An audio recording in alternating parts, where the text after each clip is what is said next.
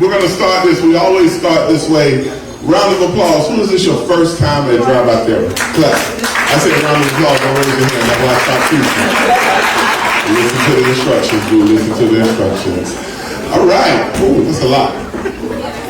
You want to explain or do you want me? All right. Here we go.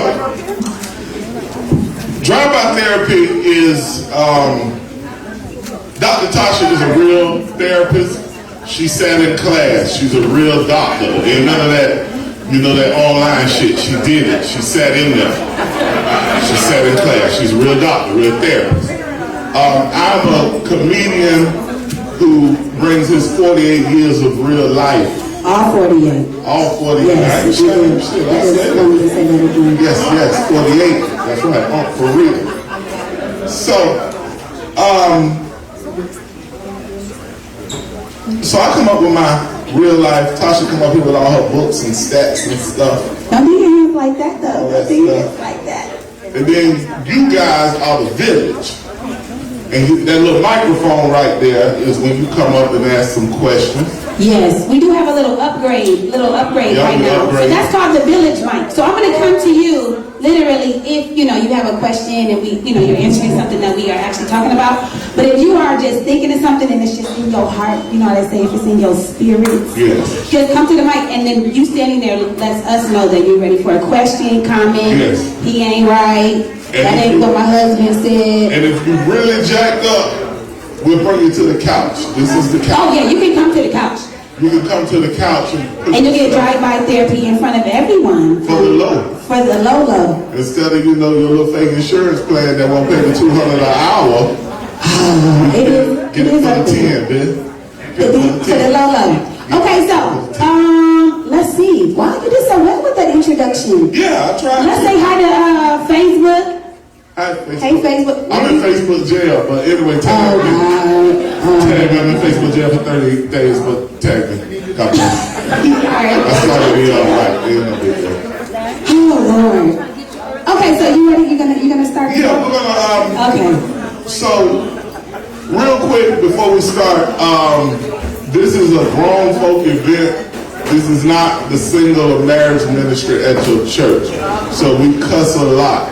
We are assisted by alcohol up in here. Matter of fact, you don't have to say a lot. It's okay if you feel like cursing, you're passionate. But sometimes it just gets to you. It gets to you. If the subject hits you, it's a button get pushed. Cuss words are like adjectives. It's just more, give it to it. Matter of fact, Hennessy on the rocks, please, boo. Hennessy on the rocks, babe. Before we start, Hennessy on the rocks. All right, go Tasha. It's happening. Okay, so where we should start with is who in here is single? Raise your hand if you're single. That you know about. What you mean? If somebody wants to break up with you right now? Some of the ass claiming people in and shit. They thought they was in a relationship, but they're not. Till now? They just found out? So that's New Year's? Maybe New Year's they're about to find out. If they didn't make it to 2020? But the other person knows. So anybody divorced in here or separated? Anybody divorced or separated? Okay, this is good for me. And then the rest, I guess, would be married or widow. Thinking about it. Thinking about what? Divorcing? I don't know. Okay. So we're ready. All right, I'm ready. Okay, go ahead. All right, here we go. Now, next month will be 3 years me and Dr. Tasha have been doing this show. I'm going to be honest. Dr. Tasha has rubbed off on me. So sometimes she thinks she's a little comedian. Oh, I'm funny. And I think I'm a therapist and shit. So, Tasha, I looked up our little topic. And I tried to be smart about this. So I went to Google toxic relationship. Because, that word don't get thrown around in my community. That's most young people. So I've been checking it out. I did. These people got questionnaires. So if you're in a toxic relationship? And I was laughing as I was looking at the questionnaire. There was questions like, does your mate support what you're into? Yes or no? Oh, that's a good one. Does your mate take you despite your flaws? Yes or no? And I'm sitting there like, yeah, My old lady take all my flaws, all my foolishness. Yeah. If I don't.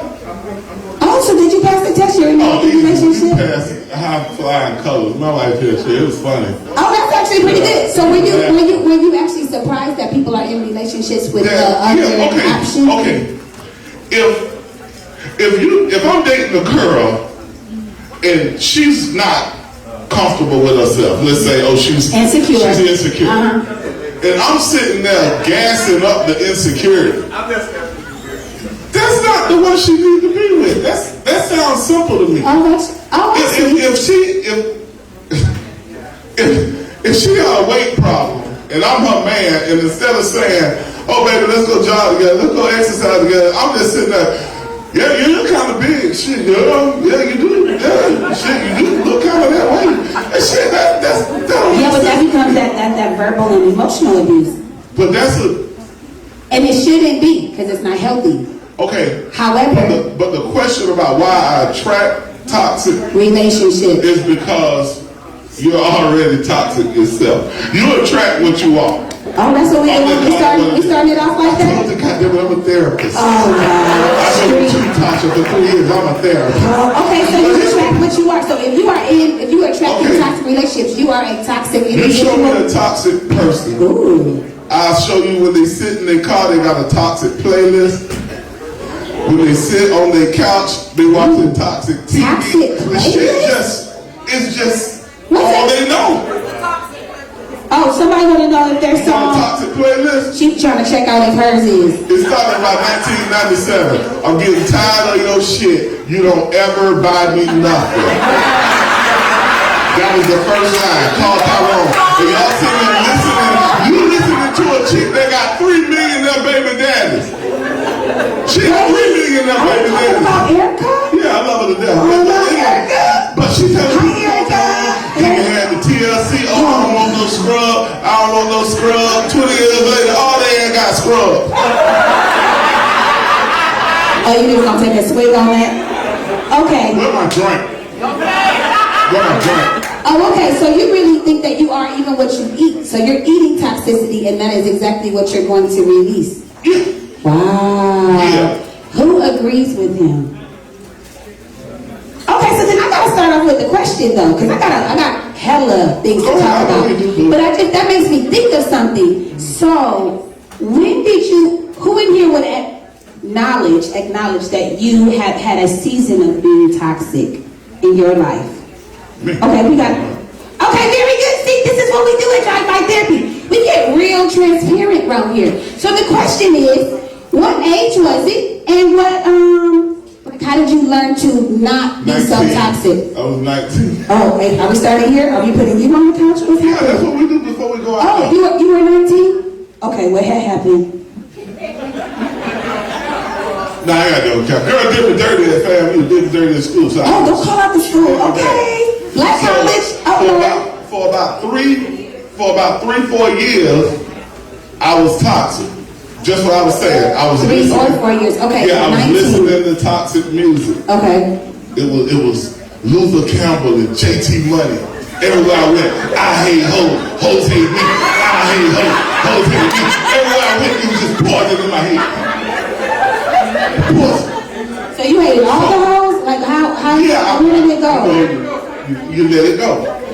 Look at your co-signing. That's what y'all do. But did y'all always know how to co-sign? But then around 22, 23, I transitioned. So were you with many hoes? Like, yeah, that's all I cared about. That's all you like? Yeah, I didn't want and what actually made a hoe? If you could just break that down for us. Well, now they're open now. So back then, I'm 48. So when I was 19, that was 30 years ago. So maybe if she gave it up within a week. Yeah, now they give it up. It's just I'm just doing me. No, it's true. Okay, was that 1980? 1989. Okay, we got that. Okay, time check. And everybody on campus knew who the hoe was. Yeah. So. Okay. So 19. Okay, so by 22 you learned to like what? I like more R&B. wholesome. I started transitioning to R&B music. I started listening to R. Kelly, H-Style, Jodeci. And that was People okay. like that. I started saying, oh, that's what I'm supposed to do to them. I'm supposed to treat them nice. Oh, you became a little more romantic. Yeah, because the toxic, I wasn't raised to be toxic. You weren't. I wasn't raised to be toxic, Okay. so it wasn't in me. I wasn't even good at the toxic shit. You're a little I bit wasn't rebellious. good at it. Okay. Because it's not me.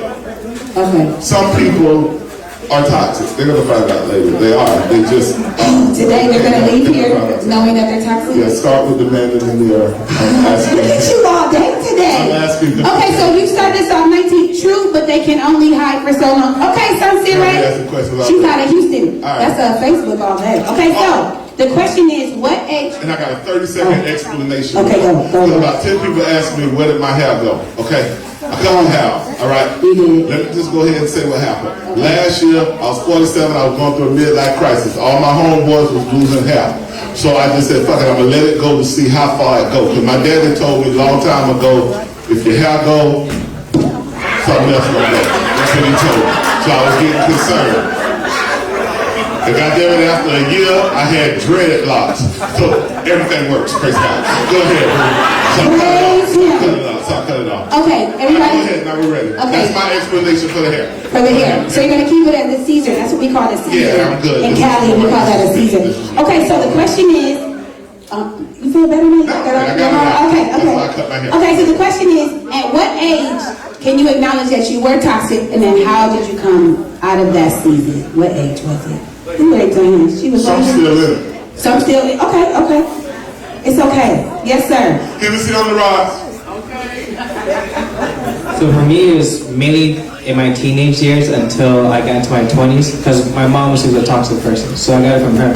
Okay, y'all take that in because yes, we start somewhere. See, we're going all the way there. We go all the way to childhood. Damn. Okay, could you explain your mom's toxicity? So she was always negative. She was never someone to give positive influence. Everything she told me was always something bad, nothing ever good. That's not you at all on this side of the world. Wow, he's really doing a lot of work. Okay, so go ahead. So by teenage years, you were a little toxic.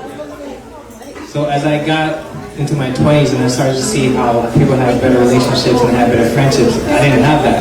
So I got around and I learned how to be a better person. I got a question though. Did you used to think all women were like your mom? Like all women were like negative, mean, tore you down? Did you think that all women were that? What? For a long period of time. Thanks for starting this off. Okay, who else? When was your season of toxicity and how did you get out of it? Are we not doing that just yet, boy? Okay, we're not doing that. They're not ready. Okay, anybody else in here that you can acknowledge a time in your life that you were a pretty toxic individual? Come on, when you were smashing tires and busting windows. Come on. You remember when you bust windows out of cars? Come on, because they told you to say, I bust up windows out your car. Okay, you got, tell me, how long ago would you say this was? That I became untoxic. Oh, how long were you would you acknowledge yourself as toxic? By the age of 18. Oh, 18. And then how long would you say that you stayed toxic? So about a year ago. Oh, so we talking about, do you say your age or you don't say?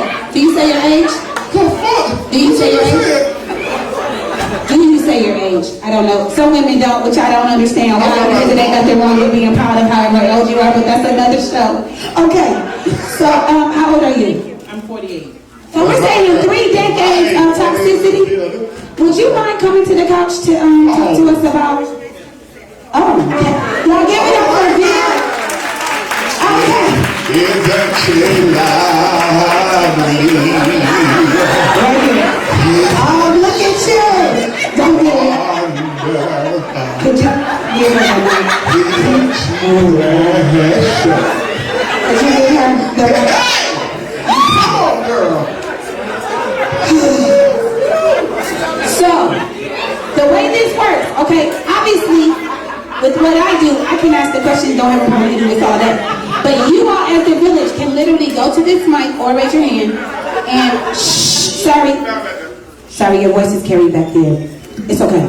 Okay, so if you also want to ask her a question, you can literally go to the mic or ask a, or raise your hand. Okay, so here we go. Welcome to the couch. Okay, so, let me get my clipboard. Let me get my blank. Okay, so 18. Why would you say that you were toxic at 18? That's when I started dating my ex-husband. Dating? Did you say?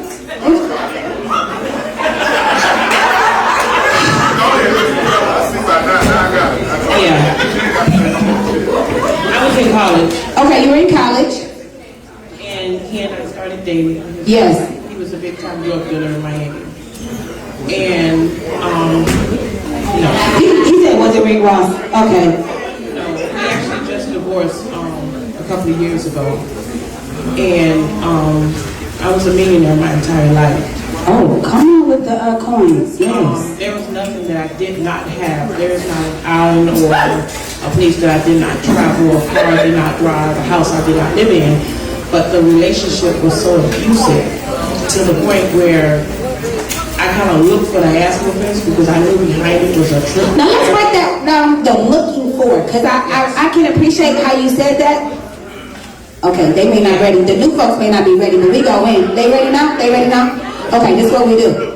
Okay, give me an example of looking for, as in I know he's going to get drunk and then become a little aggressive, or by 9 p.m. when he comes from the club, or 8 a.m. or... Hanging clubs, he only drank Fridays and Saturdays.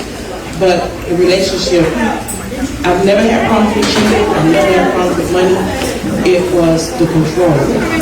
And Friday or Saturday when he get drunk, he would think about something that happened before and he would beat me. And then the next day or a couple of days later, I'm on our private jet somewhere shopping or on our yacht, or doing something. And it got to the point when I was expecting, sometimes I would actually instigate something because I knew if it's this car I wanted or something I wanted. And it was a mindset that I had. I was just negative. And now, can I assume that that was normalized in your childhood, that you were in that abusive? no, That was not. not at all. As in, domestic violence was foreign to you as a child? Absolutely, because my mother and my father were phenomenal parents. I saw no wrong in them. They were like a team. And how they were is what I wanted. And I got it, but it's just the abuse part that he brought into the relationship that he saw his dad do to his mom. Right. And that's why you stayed so long, because you saw your parents married. Right, and I thought I could fix it. I thought I could change him. Right, because he wasn't cheating, and he took care of us, but it was just the weekend, Friday and Saturday when he get drunk. So I figured that I can, if I stick around and go to church and love him, that he would change. And Tasha, in my studies, Yes, tell us about all of it. I noticed that a lot of people that stay in toxic relationships think they a therapist. They think they can change the other person, and they can't. I would call that the hero complex, or the God complex. Y'all understand? As in, we can save you, Captain Saver, whatever way you want to call it, right? And so you actually love feeling needed. Those folks in that category, you actually love feeling needed. So no, you're not even looking for your needs to be met. You're literally looking to meet their needs, completely dismissing that you have any. Call that ride or die chick. Whatever you want is whatever. I've done a lot. It's so much stuff that I've done that I can't speak about. No, don't do that on here. Seriously, don't do that here. I do have a question, because you're doing a great job. Yes. So, how long ago is he still alive? I don't know. Is he still, okay, I don't know how traumatic this is going to end. I don't know how toxic you got. Okay, so are you separated? Are you divorced? You're divorced. How long ago was the divorce? Oh, 2 years. Okay, so you've now been single-ish for 2 years. Okay, so then the question is, did you end this relationship as a now toxic person to the world? After having been in a toxic relationship, would you now call yourself, or now you're better, but 2 years ago, would you say that you became a toxic person? I was already toxic 2 years ago. 2 years ago, I became detoxified. Glory. Once I got You make it up to me. Toxicity. Yeah, once, and how, I divorced him while he was in prison because he ended up getting 32 years in prison. But,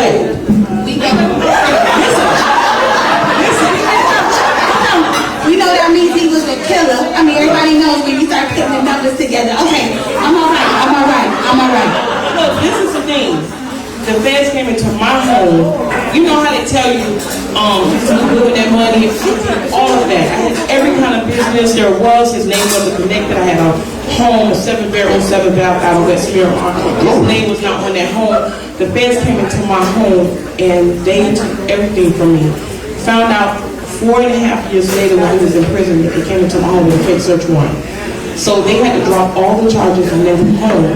But when he came home, we tried to work it out, but by this time, our oldest son is gay, and he's against it. So he would beat my son up every day, to the point where me and my 20-year-old, we have 7 children, and me and my 20-year-old and my son would fight him. How the hell you been turned into a goddamn documentary? I feel like we feel on a Netflix special in this thing. Bumping Johnson in this one. No. A BET special in this one. I was offered a documentary off the edge for me because of all the different types of limitations. I just declined it. So there is, my story, it does go really, really deep. So I do have 2 books coming out. One of my books is an inspirational quote book that'll be out at the end of this month. And it's just to help people who are going through, tragedies and traumas, just to help them. Because a lot of people don't know how to read the Bible.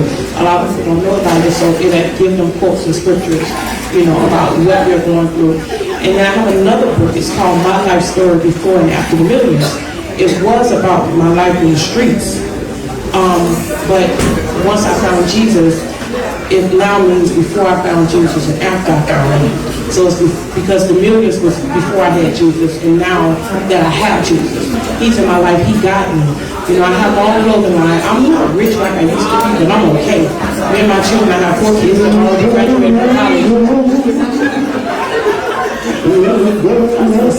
It's because you said Jesus like 8 times. You just can't play with that name right there. Something about that name. Okay.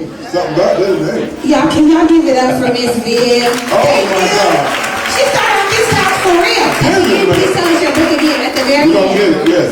Oh, wow. We're going to get Taraji P. Henson to play you in the documentary. We're going to get you on Lifetime. Damn, we're going on Lifetime with this movie. Shit. You said, wait. Amazing. You want a little cut? You want a little cut? I'm getting my part. Oh, God. Okay, so let's do a little check-in of how you know that you are either a toxic person or with a toxic person. So you're manipulative. You're always proving, okay, this is when you know you're with a toxic person, that you're always having to prove yourself to them. Oh, someone said yes, a little cosign, a little amen. Yes. That damn Real Housewives. Oh, you need to talk about this? You okay? Don't worry about it. Okay. Because the idea is that I can actually acknowledge this. There was a guy that I dated for like 4 months. A whole 4 months. I know you're like, oh, that's cute. 4 months. He was jealous though. I actually, y'all, my mom's here. She remembers this. This is Cassandra Russell from Michigan. That's my mom. And my best friend was at the door. That was Erica. Erica from Michigan. Okay, so that was a little shout out. That's my folks. But the point was, they all know this story.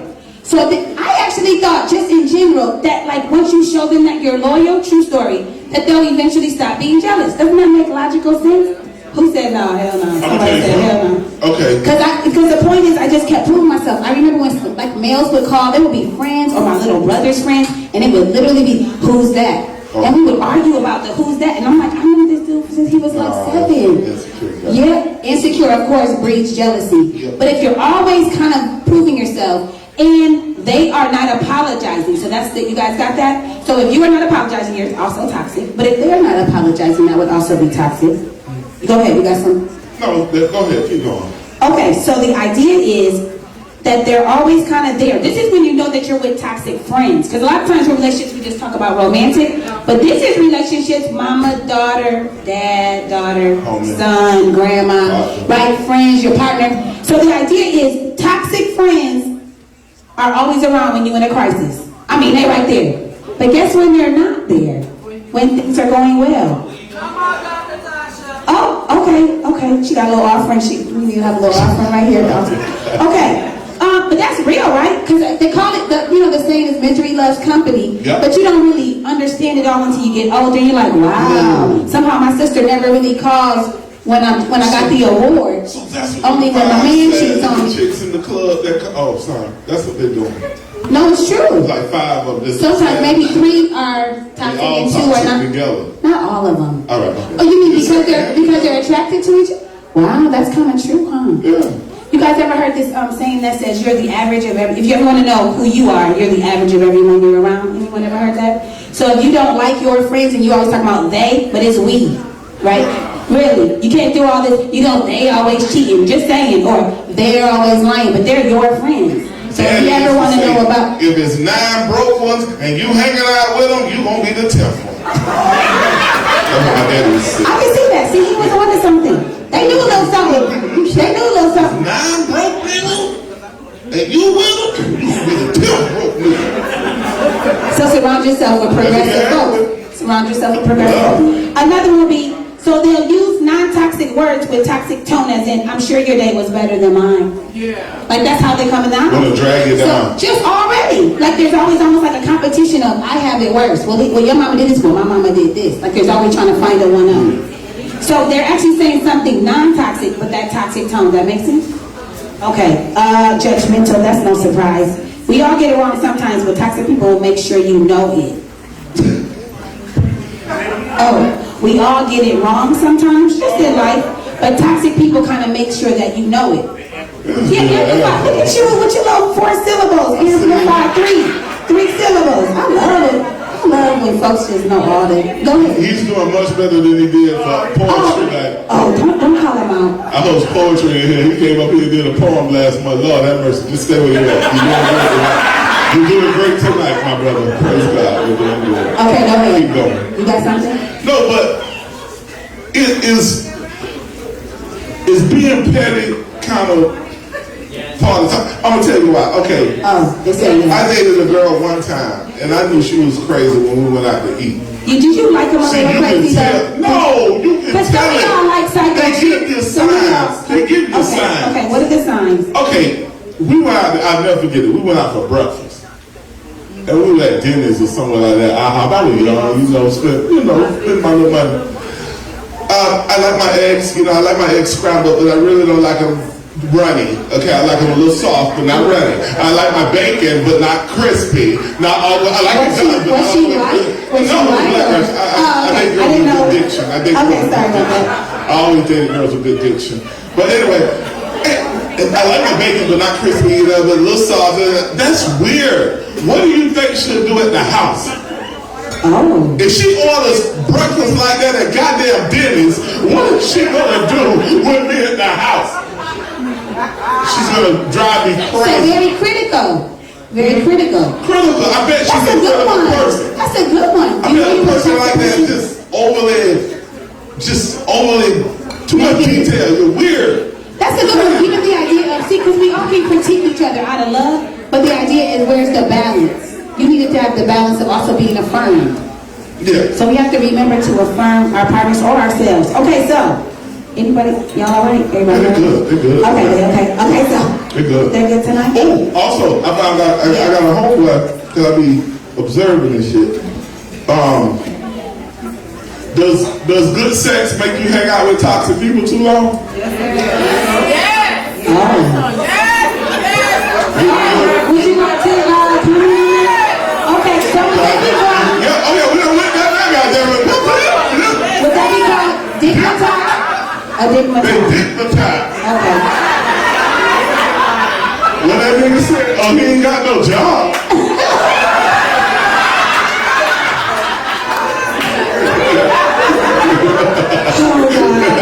Okay, so the question is, hey, what's the question? I'm not gonna say who is digmatized in here. Okay, ask that on that.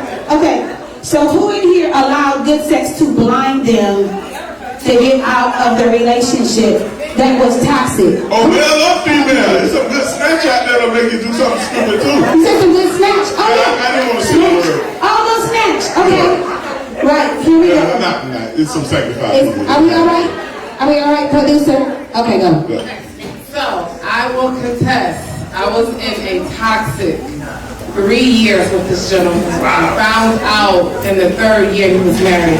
But when I tell you, Oh, Jesus. So wait, so he never invited you over though, correct? So you didn't take that as a clue. Ladies, hold on, just hold on. I just want to say this. This is something I learned. This is something that I'm just going to pass this with you.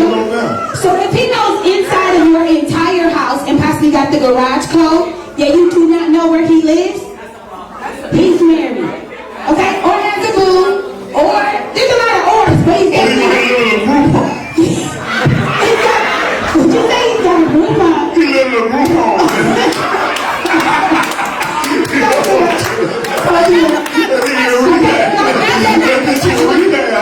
the question was, you said, yeah, but you said the dick had you in some toxic mess. And a lot of women may not, I'll be the one, I'll contest, I'll raise my hand up. Yes, we kind of go crazy when it's good. And you be like, okay, I'm done. But then it's like, oh, and I'm like, oh. And they made my eyes roll in your head, didn't they? Yeah. So, that's all I'm saying. There you go, stop.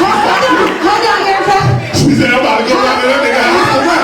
I was thinking about that dick. I'm about to call the police. Yeah, shit. It's drive-by therapy. Erica, how good was it?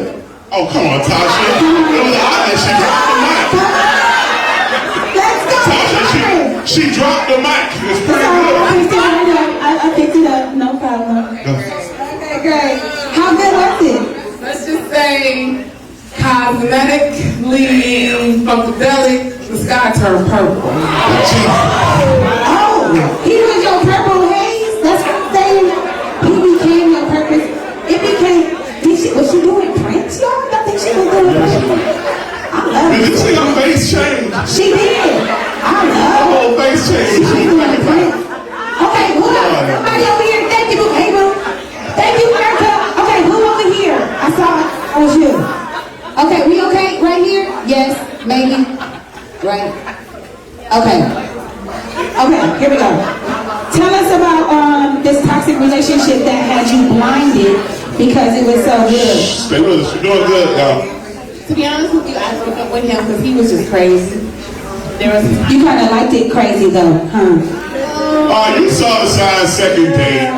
Yeah. You saw the sign second date. Oh, she did? How crazy was he, friend? Come on, friend. Give me a couple examples of how crazy that she was blinded. What? Can I tell her story? Oh, okay. She loves you. Okay, go. Okay. How crazy was he? Give us a couple details.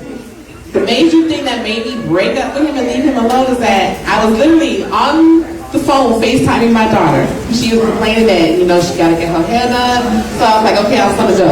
And the minute I left, what nigga you finna go see? I'm like, Oh, because just having to leave and get the hair. That guy. That guy. The getting the barrettes on your daughter's hair guy. That's the guy. Okay. that's the main reason why I left him alone. But How long did you smash though? Well, how long did you smash? a little bit longer after that. Yeah, see?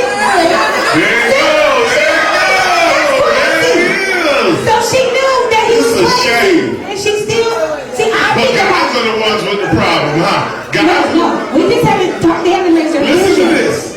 Okay. Women, listen. I am Listen to listening. your friends. Oh, you got my friend? Women do. But the real question is, so how do you, okay, I got a real question, sorry. How do you get aroused for that foolishness? Oh, drunk? Okay, Auntie. Auntie said a little bit of what?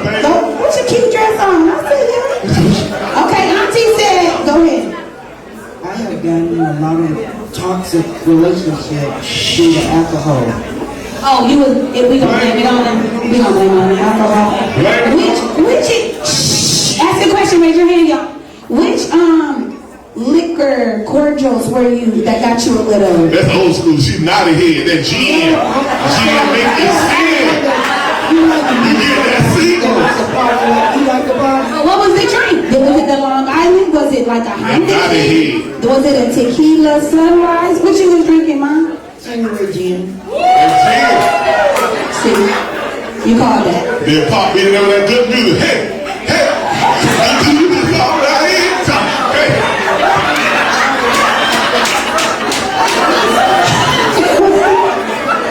Pop coming that chest out getting ready.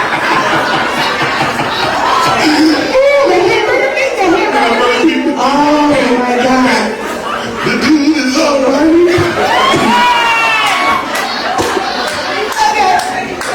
Okay, where do we just go? Okay, so the question was, how do you get aroused by that type of girl or guy? Just alcohol and orgasm. Excitement. Excitement because the normal person that's the opposite is not excited most of the time. So you see a person now and they're very, outgoing or whatever, or you have that edge, you want a piece of that edge. You want a piece of that edge just for a few minutes horizontal, and then You want the whole edge. You want you want the corners and everything. So. corners of. Did y'all see how she? I see you. He's talking about that butt. That's an ump right there. That's one of my people there. Oh, that's a hump? See that brand new beard. That's an ump right there. Wow, We so started you like on the edge. So you like adrenaline. You're a little adrenaline junkie. That's what a lot of people. What about I statements? What do you like? Do you like adrenaline? That look at those lady. Yeah. Yeah, I like Okay, adrenaline. she keeps it going. She keeps it turned, as they say. That's right. Okay. Anybody else want to discuss this?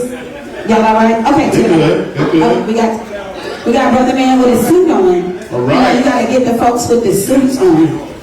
Yes, sir. Running for office too. You know, You're running for office, seriously. I got a slide. generally most women, I'd say probably about 98% of women are toxic. Let him finish, damn it. Speak, my brother. Let him speak. I gotta hear this shit. Silence. Silence. I gotta hear this. Okay, let me finish. He do this shit every Let morning. me finish. Okay, so again, this is the village mic. So the village, I gotta the hear village this. mic is right here. So you stand here to Did he say 98%? He did. Or 90? Okay, everybody all right? Y'all got your seatbelts on? Let's go. Okay, can you sit? No, let Tasha take the mic and stand. Don't let him stand up. Tasha, don't let him stand up. Take that mic back there. Okay, here we go. 98%. I didn't even give everybody I want to hear some this. I want to hear this. breathing exercises I first. really want to hear this. That's some shit I've been saying. Because women do not like nice guys. And I can tell you about that. Let me tell you this. When I was in college, at one point, I was a really nice guy. Yes. Everybody wanted to be my friend. I decided I was tired of being the nice guy and start dogging women and treating them Fuck yeah. as they love me, okay? So you literally got more than a-hole? Okay, you got more women. Everybody wanted me when I was a jackass. I love it. I love this guy. Did y'all feel I it? love this guy. That's real. That's real. She said, okay, but I think I wonder. Hold it now. He's still a little Wait. salty. It's okay. So for me, I'm gonna help this brother. Hold up. Look, now, So you only know, out of 100 women, you only know 2 that are not that like nice guys. 2. Are they married or where are those 2? The whole 2. I would literally, most of the women that chase me, I say, look, I'm not interested in you like that. I'm going to just sleep with you and you'll be trying to call me and I won't have time for you. If I tell a woman that she'll chase me all day and all night, I can't get rid of her. This guy is amazing. Okay. You got nuts. You got big nuts, boy. Don't take that. Don't put his hand down. Hold it now. He put his hand down. Hold on, Like he said he wasn't in the song, Dr. With Tasha. all due respect, with all due respect, Okay. He This was said- his experience. he said women don't like nice guys. Now, when you got to define nice. I don't know women that want a man that's gonna run over them, or the women are gonna run the man over. I kind of agree with them. If you're in the kitchen kitchen and you see a roach and your man like, oh shit, a roach, and you got to kill it. You don't want him. You don't want that guy. I thought I agree with the brother. But nice doesn't have to be like extra, like hair. But the way society is defined nice means soft. No woman want no soft ass dude. I don't care what they say. Not no black women, ain't no white women in here. Ain't white women in here. No, but that is an issue though if we're so used to toxicity. Gloria Gonzalez said, LMAO, those women clearly didn't love themselves. Oh, okay. A lot of them don't. Okay, so the idea though of like being attracted to toxicity, you know this goes historical, right? Y'all want to hear about that? Jesus. It's real. If you only believe that someone, let me give you an example so we don't get all extra deep. But you know how women will see each other? True story. Now there's plenty of women that can get along with each other. I love them and I have great friends that are female. What I'm saying is, have you guys ever thought of how two women think of this? Another woman can see you and she says, oh, you think you cute. Now why you couldn't just say, I like your dress? Right? But you didn't. You actually started with, I see you, you think like a little, or your mama said, oh, you know how she, no, you just happen to have a light-skinned child. Now you gonna make her feel bad because you're not, I mean, this is really just a natural hater. Right, it's just the idea of it's like a negative cycle that you can't even praise each other. Hello, right? That you have to give this negative spin. You get what I'm saying? That's why I said it's historical, because we were kind of taught how to, I always had this thing, especially for black Americans, we were taught to speak English from people that were talking down to us. So the way that we speak to each other was how we were taught to speak English. Do y'all get that? Before we could even read. Okay, that's real. That's deep. That's 1800, that's 1700. We couldn't read. You didn't allow us to read. But then we talking to each other like, oh, you ain't right? That's how you talk to me. So of course I'm talking to my son or my husband the same way. Just because that's how I learned English. Okay. Oh my. I'm just saying, so the toxicity sometimes is a cycle. This is historical. And this, I'm sure this is in the West Indian culture. Like this goes on and on and on about not affirming each other. And we gonna get there. We gonna get there. We gonna get there. We gonna get there. We're integrated now. Yep, we integrated now. White people done taught us how to treat each other a little better. Yeah. You didn't say that. Oh. We still waiting on the white man to tell us how to treat each other. What? Did you know? Okay, it's okay. Get up with that. Hey, when I arrive, when I walk out of my house and I got all white neighbors, that's when I've arrived. As long as I still see Negroes, I still got work to do.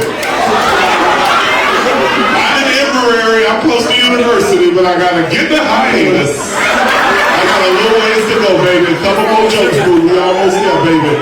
I'm in Inverary, I got Jewish neighbors, Isaac and Jacob, damn it. My neighbors walk by me and wave at me. I'm close. Almost there. But you're right. Okay, y'all. Okay, everybody all right? So we pulled away from Dr. Walter's statement. That would be self-hate. Oh, that would be self-hate, right. Just but like we just talking about race. Yes. Now, okay. But I didn't know if anybody wanted to respond to you. Well, since we're doing, no, don't respond to him. Oh, we're not? Oh, we're not doing that. Oh, okay, See, let me tell you what Doc does every month. He says his shit in here, and then as soon as the show over, there's gonna be about 10 women around him talking about what you was talking about. Is that how he used to know? Is that how he used to know? And then he gonna eliminate 8 of them and be like, you know, you two are all right. He just set up a whole dating show. He know his name is Doctor. He got Doctor in front of his shit. He know, and it's Sugar Daddy season. Is it? Yeah, the dudes over 40. You know, they're a good transition between Christmas and income tax. I got a lot of single homeboys, they about their life right now. Okay, I got it. 48, you're a good hump right now. The young girls thinking about it now. These young boys, they're still living with it. Sugar Daddy season. Sugar Daddy season is upon us. Okay, yes. Why are people attracted to toxic people? Your answer was because they are toxic for themselves. They're toxic for themselves. They can't help it. Okay. That's all they know. This was literally told to me by a lady that was 83 or 84 yesterday. This was a New Year's Day dinner. Veteran. An auntie and a grandma, okay? They said because they're lonely. And so when you're vulnerable, you almost take whatever it is that comes. Oh, shit. That's 80-something right there. Y'all got that? So it doesn't mean you're always toxic. So this isn't all or nothing. Y'all get this? These are just like ideas like, oh shoot, I didn't really. So there's reasons why you picked him. There's reasons why you picked her. You were in a vulnerable state. Maybe you were lonely. Maybe you were depressed. And them numbers don't work for the women. Down here in South Florida, period. Period. Ain't it like 12 to 1 or some shit? In the world? 10 to 1? It is about 7 million to 3. And then when you throw in gay in jail, it's probably about 15 to 1. It's true. Some gays are bisexual. Would anyone in But gay they're not dating that. bisexual? We're not talking about him right now. Okay. I ain't talking about no bi dude right now. Okay, yeah, straight up We're talking gay. about So straight. you want to take off at least a good 10%? Yeah, they really don't have as much to choose from as they should. Who we got on Skype? What's your name? Yeah, different technology. Look at God. Keisha? Khadija. Khadija. Yes. I'm looking at it. Y'all give it up for the producer. He knows he's been buttons. The buttons work. He's the camera guy in the local church. I won't say it. Thank you, Pastor, for all your equipment. He did it. He did it. Okay, Khadija, you got something for this topic? Thank you so much for Skyping in. I was just adding. Oh yeah, go ahead. Toxic relationship. How I'm afraid that people could be addicted to toxic relationships. Oh, addicted. Okay, let me get my paper out. Addicted. Now tell me why. Why do you think that people could be addicted to toxic? Oh, where are you calling from or Skyping from? I'm Richmond, Virginia. Oh, Richmond. Come on, Virginia. Yes, East Coast. Okay, tell us about this addiction to toxic relationship. Well, I mean, I know for myself, I found myself in a pattern probably around 20-ish. 20-ish? Every relationship I would get into was the opposite of whatever I said I wanted. The When I opposite. started focusing on what I wanted, I noticed I'm just picking the opposite. Like, Because? over and over and over again. And what's the reason that you kind of came up with? Oh, someone asked in the audience, were you settling? Not confident, the way my family, chaos, all of that. Oh, good one. Being attracted to chaos. Like literally everything is going peaceful and you literally want to create it or want to be around it. True story, okay? But sometimes that comes from being what's being normalized in your household as a child. You still chaos. Okay, keep going. Then you said a lack of confidence in yourself. And myself, I actually am a licensed clinical social worker. Oh, come on, mental health. It took several years to figure out my own self and my own trauma and process to figure out but there's something about this situation that's doing this chaos because that's how it's living. So how long ago, you said in your 20s, you realized you were in a toxic relationship. Then being in the mental health field, you had to do some self-healing to be able to do what you do as a therapist or social worker. Now, how long did it take to get through this healing process to be on this side of it, to call it what it is? Probably 10 years. Oh, 10 good years. 5-6 years. Okay, now, and are you now dating? Or are you married? No, I'm divorced. Divorced. Divorced for 6 years. For 6 years, and now you're dating differently. Yes. Okay. And what are the, can you give us the top 3 people, types of people that you always kept attracting? What did you learn that you always attracted what? Emotionally unavailable people. Oh, okay. What else? People who are manipulative. Okay. And also people who their feelings and their emotions, they were codependent about. Oh, wait, hold on. You can't be giving us these big words right now. Can you explain codependency? Just real quick. With 2 sentences. Could you explain what it means to be codependent? Okay. So codependent for me means that I'm depending on someone else to give me my sense of self and my sense of self-esteem, and that this is who I am based on what someone else is telling me my worth is. Oh, we got that. That would be codependency. Y'all know about codependency? Okay, Khadija, with your smart self. I like a smart woman.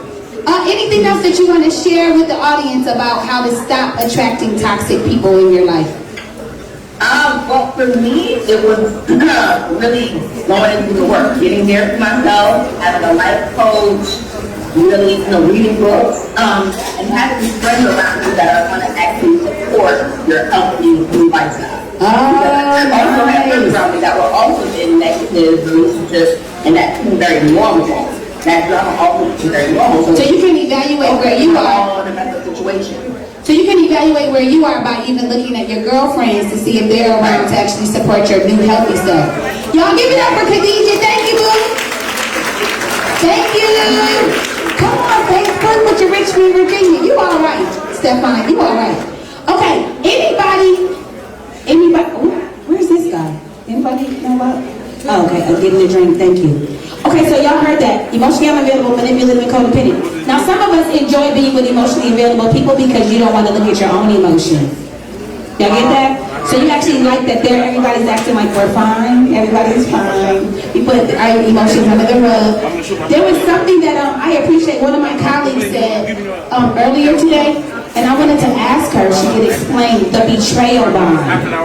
Miss Sherry? Betrayal? The betrayal bond? Can I come? You want me to come to you or you want to come to me? Okay. Okay. So, I learned, I didn't even know that that's what it was called. Can you explain the betrayal bond? You don't know that. I didn't call it that. Call it trauma bond. Oh yeah, trauma. Yeah, I would call it trauma bond. Hi y'all, I'm Sherry. So, trauma bonds are really a lot like what many of you have talked about. What Elsie from Richmond, Asia. This young man right here, he also mentioned a little bit about it. It's when you form a bond with a particular dynamic in a relationship.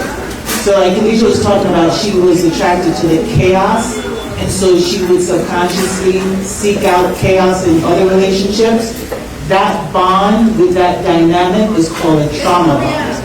So when I talked about betrayal bond earlier, I was talking about the book, The Betrayal Bond, which talks about the different types of trauma bonds that you develop with dynamics. Oh, see? You're so smart. I love you, girl. Okay, so it's called the betrayal. Yes. When I went to the bar. Oh. The research that you did at the bar? Yeah, we did some research back there. I appreciate you, Sherry. When y'all listening? A nice gentleman said, Okay. A lot of women, if they are approached by a nice guy, they're so toxic that they will automatically assume he's gay. They won't even take the niceness. I have heard that. I know someone that like. Without even giving the brother a chance, if he's too nice, he must be gay. So I have heard this. So there was a guy that like works around a lot of women. He's like in his 40s, and because he never tried to holler at any of his coworkers, they all just kind of whispered amongst each other, saying that he must not like women. Versus he just understood what boundaries that he wanted to have for his life. So number 3. Don't put your dick where you get your paycheck. That's not number 3. What is it? Don't put your dick where you get your paycheck. Oh. That's my daddy told me. Okay. Did you listen though? Yeah. Oh, okay. Don't put your dick where you get your paycheck. So you don't set boundaries. You don't set boundaries. So people that are toxic, or you are toxic, because we always talk about other people. But this could be, let's look at them right and ask our questions. Okay, so you are always giving second chances, which I think is funny. When I wrote this down, isn't it crazy that we call like the 8th chance your second chance? Ain't that crazy? We actually call it like, I'm going to give him another second chance. Huh? That you can't be on your 8th chance and call it, like we literally are almost in denial of what. Okay, go ahead. I'm going to go back to sex and money. One of the two. One of the two is extremely good and they won't leave. Either all the bills paid, they got a bunch of money, or the orgasm. Oh, no, you were right about that. That's what another lady said yesterday. The same lady that was in her. That's why I like that lady back there that was talking earlier. She probably gave that man 100 chances. She was looking at him like, man, you know what? You need to pet.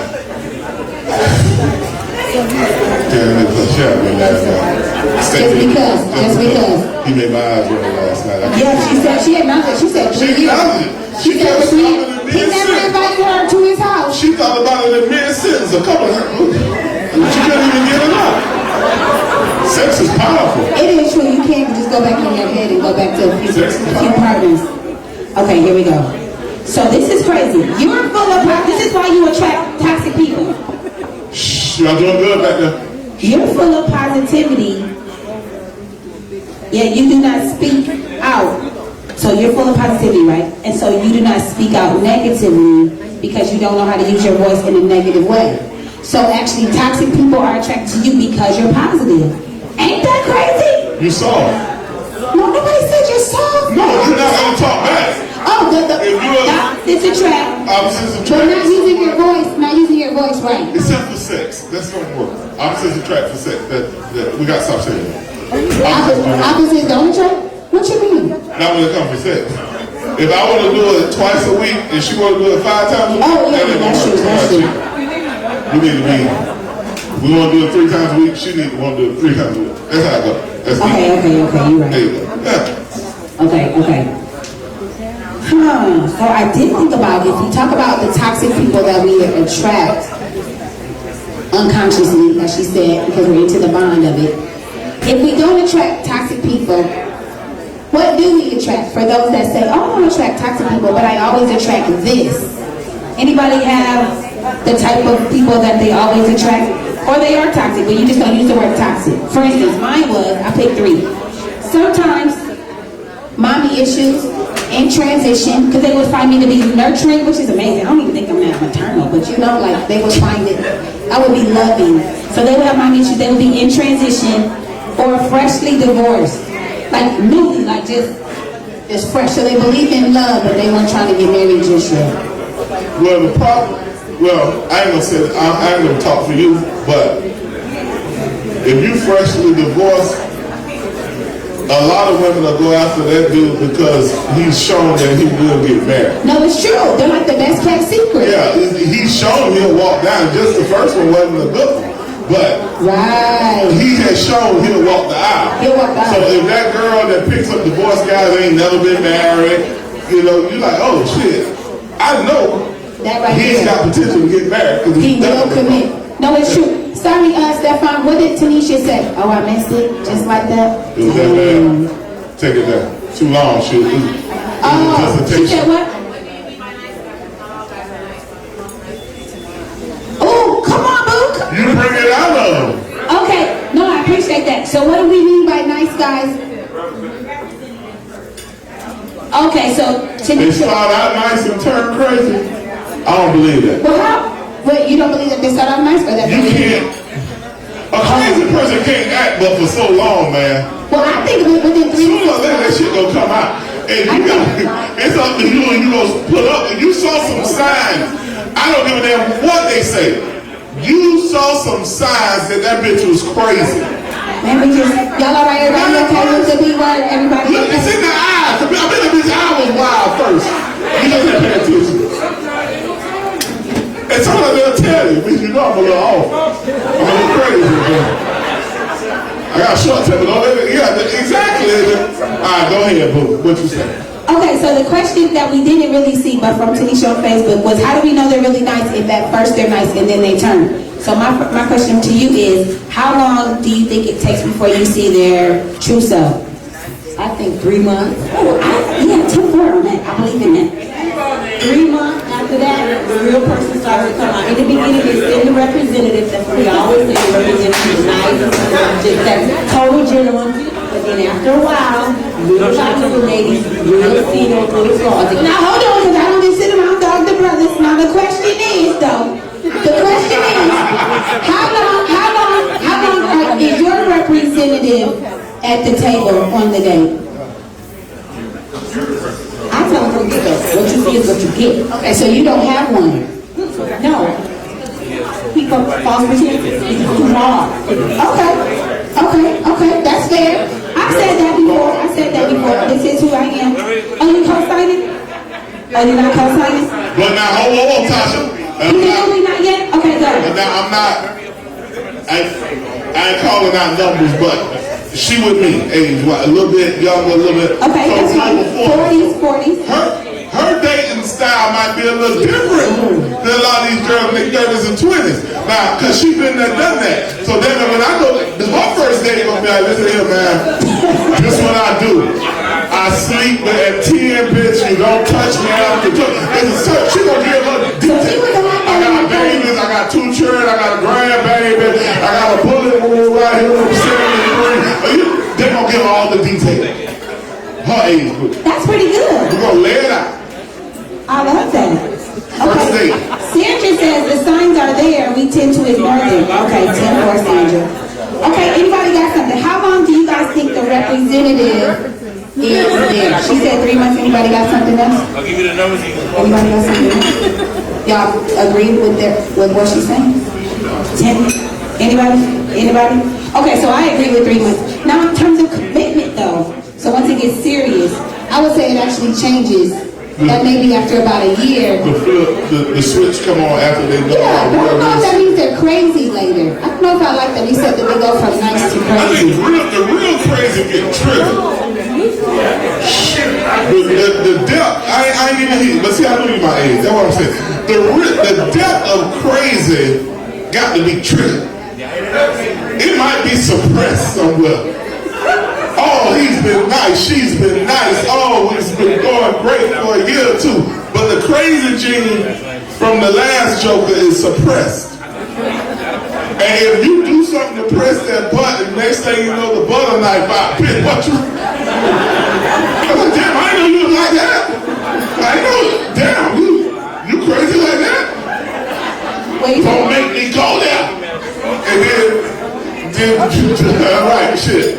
I don't have to do that anymore. That's interesting. I know a guy that said he knew his girl was crazy when they got into an argument, and he said, she said, they hit me. You saw that? They hit me. Like he was actually turned off. Like, well, when that happened? Because she actually thought that was what was next.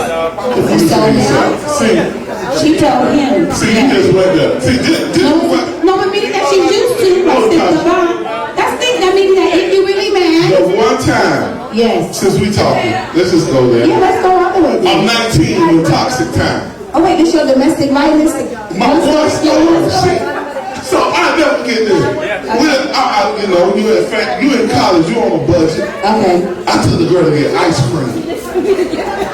And we on the way home, and I told you, I really don't want to be with you no more. I just did it. She was driving? Yeah, I tried. I was taking her on a ride. This ain't really working. But I bought her ice cream though.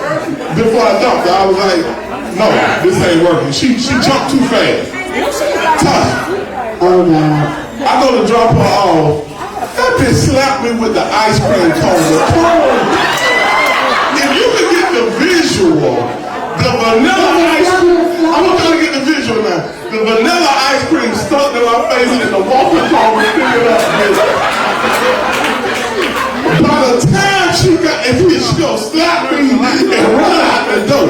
Oh no, bitch, I'm gonna love it then. You gonna slap me. The only thing saved her ass, I got her to the door. I swear, my roommate's girlfriend lived 2 doors down. She on the phone like with my roommate like, oh my God, Chris hitting this girl. The only thing saved. Was there multiple? Oh, I popped that. But the only thing saved her, God did not let me put my car in park. And if anybody knows me, I worship my vehicle. I had a Buick Regal 1985 to 1989. And Tallahassee had heels, so my car was going down. You had a section? It was automatic. I didn't put it in park. Because I jumped so quick. I didn't put, man, my shit was rolling back, man. I'm chasing a Regal. And that's the first and only time I ever hit a woman. But she slapped me first. She provoked me. She slapped me first? She provoked me. So I know it's way back there, like down on my neck. I got a crazy bitch gene right back here somewhere. My wife here tonight, I ain't never, 20-something years, I ain't never touched you, baby. I had to hit her. Hey, boo, thank you. Did you ever take her out for ice cream, or were you traumatized that I'm traumatized. I just buy Publix ice cream. No There's no cones in my house. Oh, God. Scoop, put it in the bowl. Scoop, put it in the bowl. I'm traumatized. Okay, here we go. We got Facebook, we got stuff. Oh, how you doing? Hi, boo. What's your name? What's your name? My name is Dr. Sharice McLaren. How are you doing? Oh, Dr. Sharice? Sharice, Dr. Sharice. Okay, come on, doctor. Okay, so tell us about, do you already have what you would like to say about this topic tonight? About why do we attract toxic relationships? Oh, where are you calling from? Sorry, where are you calling from? Sorry, where are you calling from? Oh, she's okay, she's ready. Where are you from, boo? I'm from Conway, South Carolina. All right, well, South Carolina. My people in Barnwell, South Carolina, that's where I'm from. The lower hole. Okay. You got my time for Barnwell. Go ahead, dude. Okay, go ahead. So why do you think people are attracted to toxic relationships? Sometimes people become desensitized from toxic relationships. Oh, desensitized, good word. They've seen in their family. A lot of times people are used to toxic communication patterns. Sometimes they're used to Ooh, guys, slow down. Toxic communication. Slow down, go slow. She got this down. Toxic communication patterns, desensitized to toxicity. Okay, keep going. Absolutely. It's this thing in the behavior area, we call it social learning behavior. We model what we see our parents do, our grandparents do. So oftentimes you'll see women, they're kind of drawn, even if they're drawn to toxic partners, and sometimes they're kind of symbolic of their parents.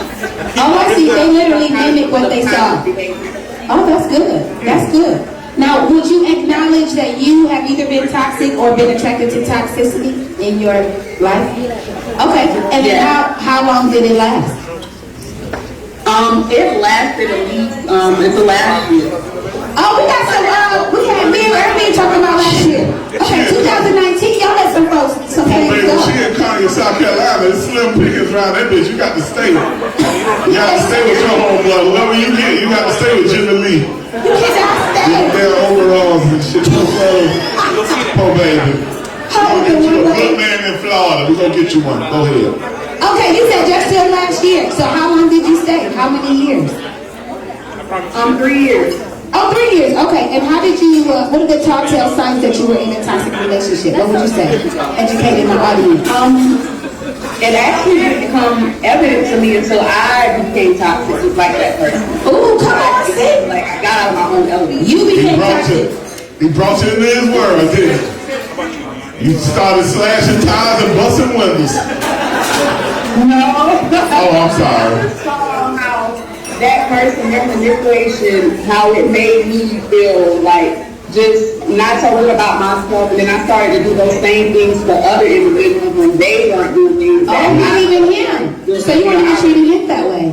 So Wow. when I saw that, I had to kind of take a step back. I went to therapy, and my own therapist had to kind of call out, look, you're kind of becoming that person. And I had to kind of get insight as to why am I attracted to this person.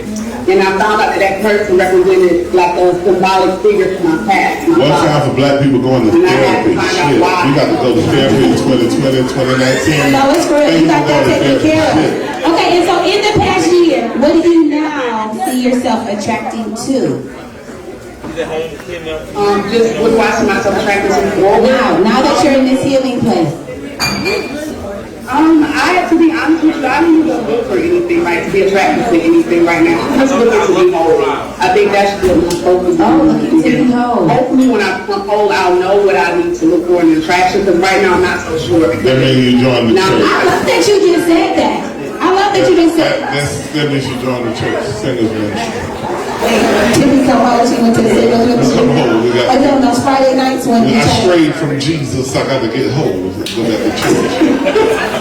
But one of that cop was slanging it. I ain't going to church today for that shit. You can't go to church now when that good cop was out. But boy, when that cop gone, boy, they run to Jesus. That's the only man I need.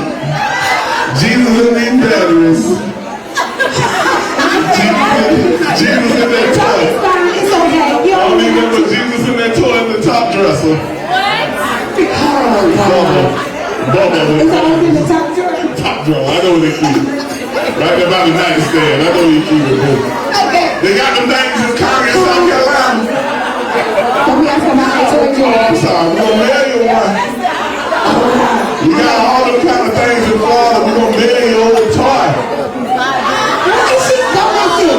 But I love Dr. Sharice that you said. Did y'all hear how she said she doesn't even now know if she attracts healthy? But right now, she now knows that she now needs to kind of become healthy before she worries about who she's attracting. And that's the problem. I think that's Thank you very much for saying that, because that's the problem. I told you earlier. To change the pattern. Your person that you're dating is not going to change you. You got to change yourself first. Or you go running up and that's the problem. A lot of people don't heal themselves or they go running into a relationship. You think the next person gonna heal you. No. You know what? I forgot. You got a question. There is, shoot, I forgot this. What time is it? I'm coming. We doing good. We okay? Oh, that's right. Dr. Sharice, thank you so much for coming and Skyping. Thank you for Skyping. We appreciate you. Y'all give it up for Dr. Sharice. You too, boo. Thank you. I love that. Well, you got some equipment at Black Friday, boy. The devil going on wireless cameras. I was walking by and she hissed at me. Is that the church? So this lady said to me after, because I love feedback, anybody can call me or text me or whatever. She said, what about for all the introverts or the shy folks? Because introvert doesn't really mean shy. But she said, what about all the shy folks that don't want to talk on the mic? So there is really a vase and paper over there. I should have said that at 8 o'clock. Yeah. If you want to write down the thing, and then David will bring it to me. There really is. Yeah, we just don't want you put it in there, though. Because we don't know who put it in there, but you and should. so I wanted to say that. We'll get that going. Fold into somebody bold and let them walk over there. Yeah, please. Don't take your little shy ass over there and drop it in there. Your little shy ass. Okay. We ready? Your hands out too? Yes, ma'am. Alright, so just to touch bases on what you were speaking about before, I have to be honest, I'm gonna say back there, be nice. I was in a toxic situation recently, and 2 reasons. Like the young lady said over there, sex was definitely one of the reasons. And the second reason, you mentioned it, which was me just coming out of my divorce. I was very vulnerable at that time, because prior to that, I was actually very strong. My cook game was real, strong. But at that point, I don't know what happened, but I can say that for that particular situation, it was like a sense of being in a relationship. Most people, when you have, I guess, sexuationships, it's just sex. Tim was making some words today. Sexuation? Sexuationship. All right. It's just sex, you're not coming to my family's house, ain't no wedding invites, none of that. But with this particular person, for 10 months, we went on trips together, I was with the boys, I met the family, we waking up, cooking together, every time that I didn't have my kids. How long did you get into this sexuationship? It was for 10 months. Just how long did it take before you went straight in? Because like you said, you were used to being married, and then this new person came in. How long did it take? It didn't take that long, to be honest, because I was divorced for over a year. So when I met this person, I knew them already. So we kind of got straight to the point. But eventually, feelings started to get attached. Like I said, it was a sense of, I felt like I was in a relationship.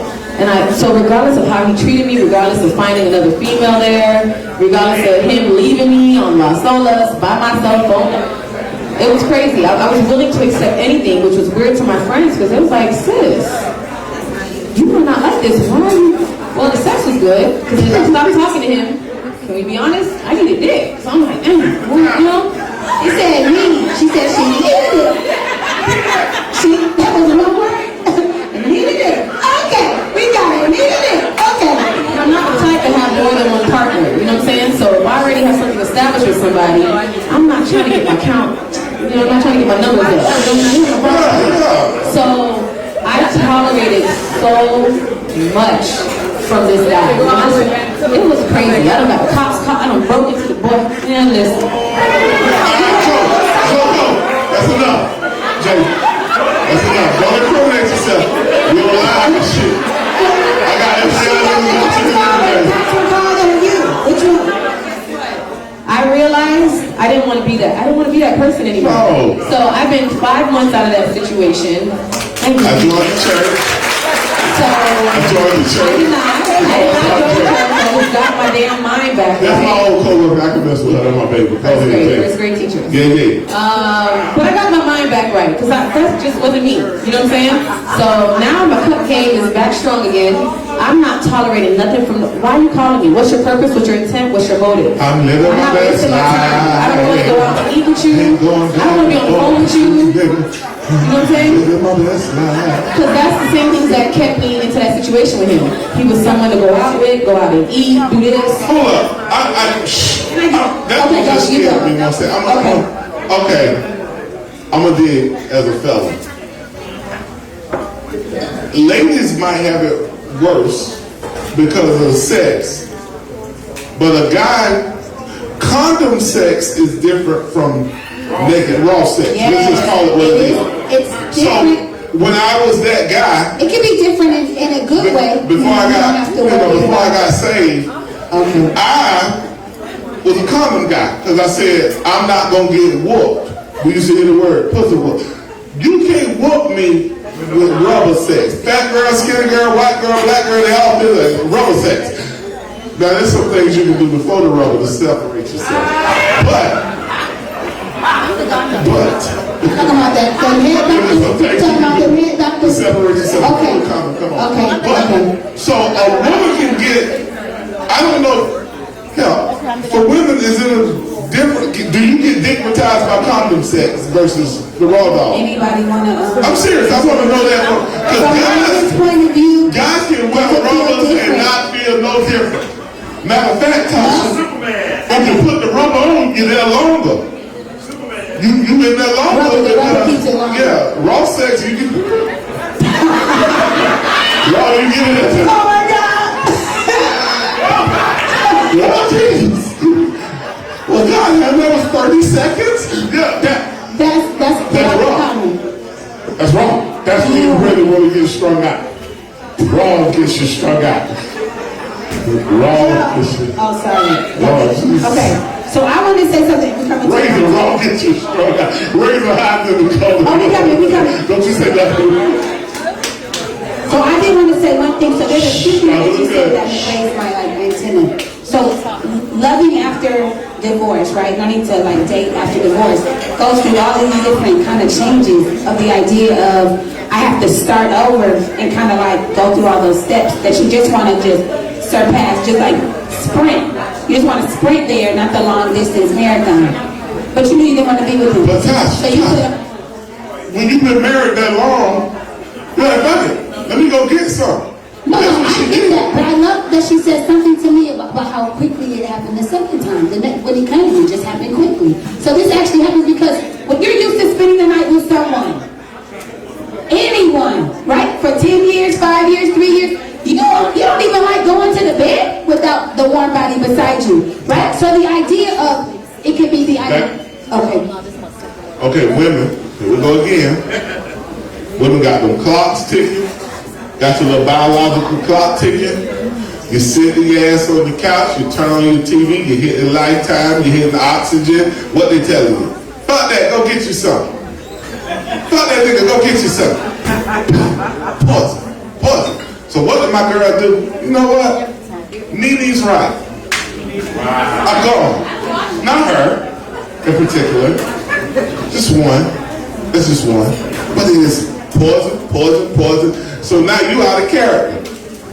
Because she's a good girl. I know, a good girl. Good married girl. The husband wasn't right. So then I've been living her best life. Well, we got a commercial. This is the only one that's fine establishment. There's one of the manager. Okay, no real extra words. Okay, he's going to say something which is totally fine because we. Go ahead. Appreciate it. Hello, everybody. Happy New Year. Happy New Year. I want to extend an apology on behalf of Crave and let y'all know the service tonight, due to this being the first day we're open for the year, something happened over the holidays with our chefs, and the chefs didn't show up. And we had to call in somebody special to stand in. You got here late and everything's been thrown back. And I don't want this to be representative of what they always do. What Dr. Taki said. And he gets vacation time. Yeah, so that's why he gets vacation time too. I'm just coming over a 26-hour flight myself, but still, this is not representative of us, my staff that's here and what. No. I do want to extend that apology. No. And I really hope that you give them drive-through therapy another chance. Yes. And Crave another chance. We'll definitely be on point. Yes, no problem. So thank you for your patience and please enjoy the rest of the night. Yes. So is the food coming or is it not? Don't worry about it. In other words, don't worry about it. A lot of people have canceled already. Those who didn't cancel, it'll come. But the liquor is good. I don't blame you for canceling who did. Like I said. They get liquor though, correct? The liquor is good. All right, then. Don't worry about it. Wow, I didn't even know that. I appreciate y'all. Thank you, man. Thank you. Appreciate that. Okay, that is. I love that. I didn't even know. Thank y'all for being patient with the process. Yeah, I didn't. Okay, so there was someone back here. Oh, auntie. I was just wondering, when a person get over a certain age, you're doing good, guys. It seems like hurt people attract hurt people. And time you sit down and start talking with them, they start telling you how hurt they were in their last relationship, and you trying to get to know them, but therapist. They hurt. The therapist like, my wife did this, or my kid did that. I'm like, so my first question is, when they bring that up in the first date, do you stay and go on the second date? No. Oh, okay. You're just saying how quickly it happens now.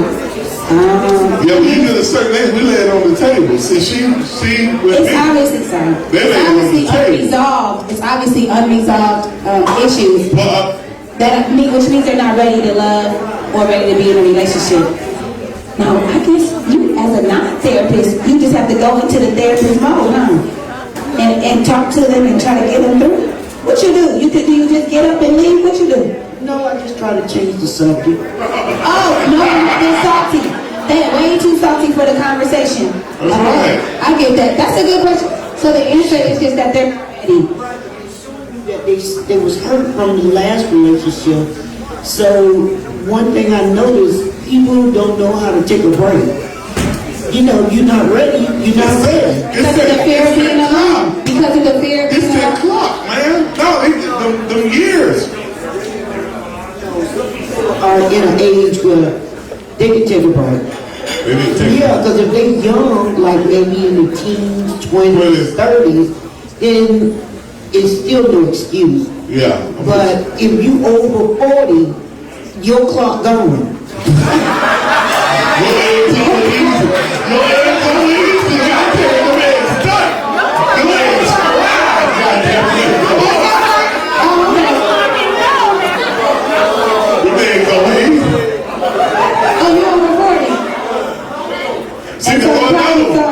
It's sugar there to see. You see, Carol, I'm in the job, I'm about that life. You heard? Got a little Adidas. Sorry, David, I'm coming back like 20 minutes later. You raise your hand. Are you still ready? Come right here. I just saw your hand like 30 minutes ago, sorry. 20 baby, 20. Okay, go. Let me see if I can feel like what I was going to say. But, you know, when Miss gave us that terminology, I just realized I think I was a part of a toxic relationship. Me, I really just came out of the sheep pit, so I'm the sheep phase. Meaning, I got her, y'all see that? Yeah, that's me. Wait, hold on, go slow. You said because she's thick, you're the shit? Hey, don't start that hip-hop shit in here. Speak regular. Speak regular. Y'all young boys put him and all that goddamn okay, so break it down. I don't know that. Talk regular. All right. No, you can talk the way you talk. I just wanted to translate. So I get it because she's fine. Do you have a hip-hop translator? He go and bitch and say, Come on, man. But the point is that because she's fine, then you should be able to do whatever. Or you want to show her off? Okay. Let me tell you about toxic. She did. I gotta hear this shit. She did, and I'm the shit, meaning like, all right, let's just imagine she's a stripper. I gotta supply the weed, the powder, the weed, all the things. So now it's the weed and the power. You make sure she was real good. Like before she went on the pump. You get girls out the hostess. You get girls out the co-host, bitch. Wait. That nigga said the weed and the powder. But y'all told me as a grown man, I gotta be the supplier and the provider. Come on, she got everything already, because she got the money. So now it's whatever you say, all right, I got that for you. And now I got that for you. It was toxic to me, because at that point, you know. No, we probably was toxic. The fact that she would make sure you got, or she would manipulate you to make sure you provided the substances. Okay. Even though she was making them good dollars, she still was manipulating you? Stay with me.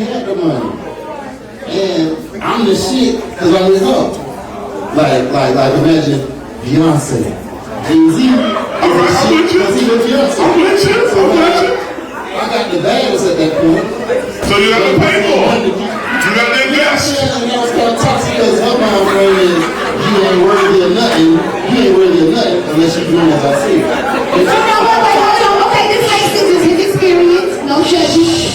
But the interesting thing, let me tell you what's really truly the toxic. Guys, we're almost there. Y'all can talk all y'all want about 30 minutes. This was good. But let me tell you where it kind of started, the toxicity. Y'all with me? Was the fact that he needed her to validate him. Y'all got that? But she's right. I think that she's fine. We got it. But the fact that you own the shit because she's thick, that's why you wasn't just already. You bad too, bro. And that was only one level of the game. She was only one. You bad too. That was just one level. Because I found out that because she was a stripper, there was a lot of money involved, so it wasn't like I was irreplaceable. Nephew, okay, meet the stripper in the strip club. Meet her in the grocery store when she in her regular clothes, and be like, oh, what you do for a living? And she gonna be like, oh, I work at night. You know, oh, you a nurse? You a nurse? That's what they like, nephew. You can't. No. Meet her away from the strip club. You don't mind me asking, how old are you? I turned 35 in November. I'm short. Okay. Yeah, you should know better about that. Old school. No, you don't know what he's gonna say. So Help said. I'm not thinking anything. You're being honest. We good? Yeah, good. No, we're not judging you. Drive-by therapy. We ain't judging. You might get a date. Keep talking. You might get a date in here. Go ahead. Hey, you might find you one.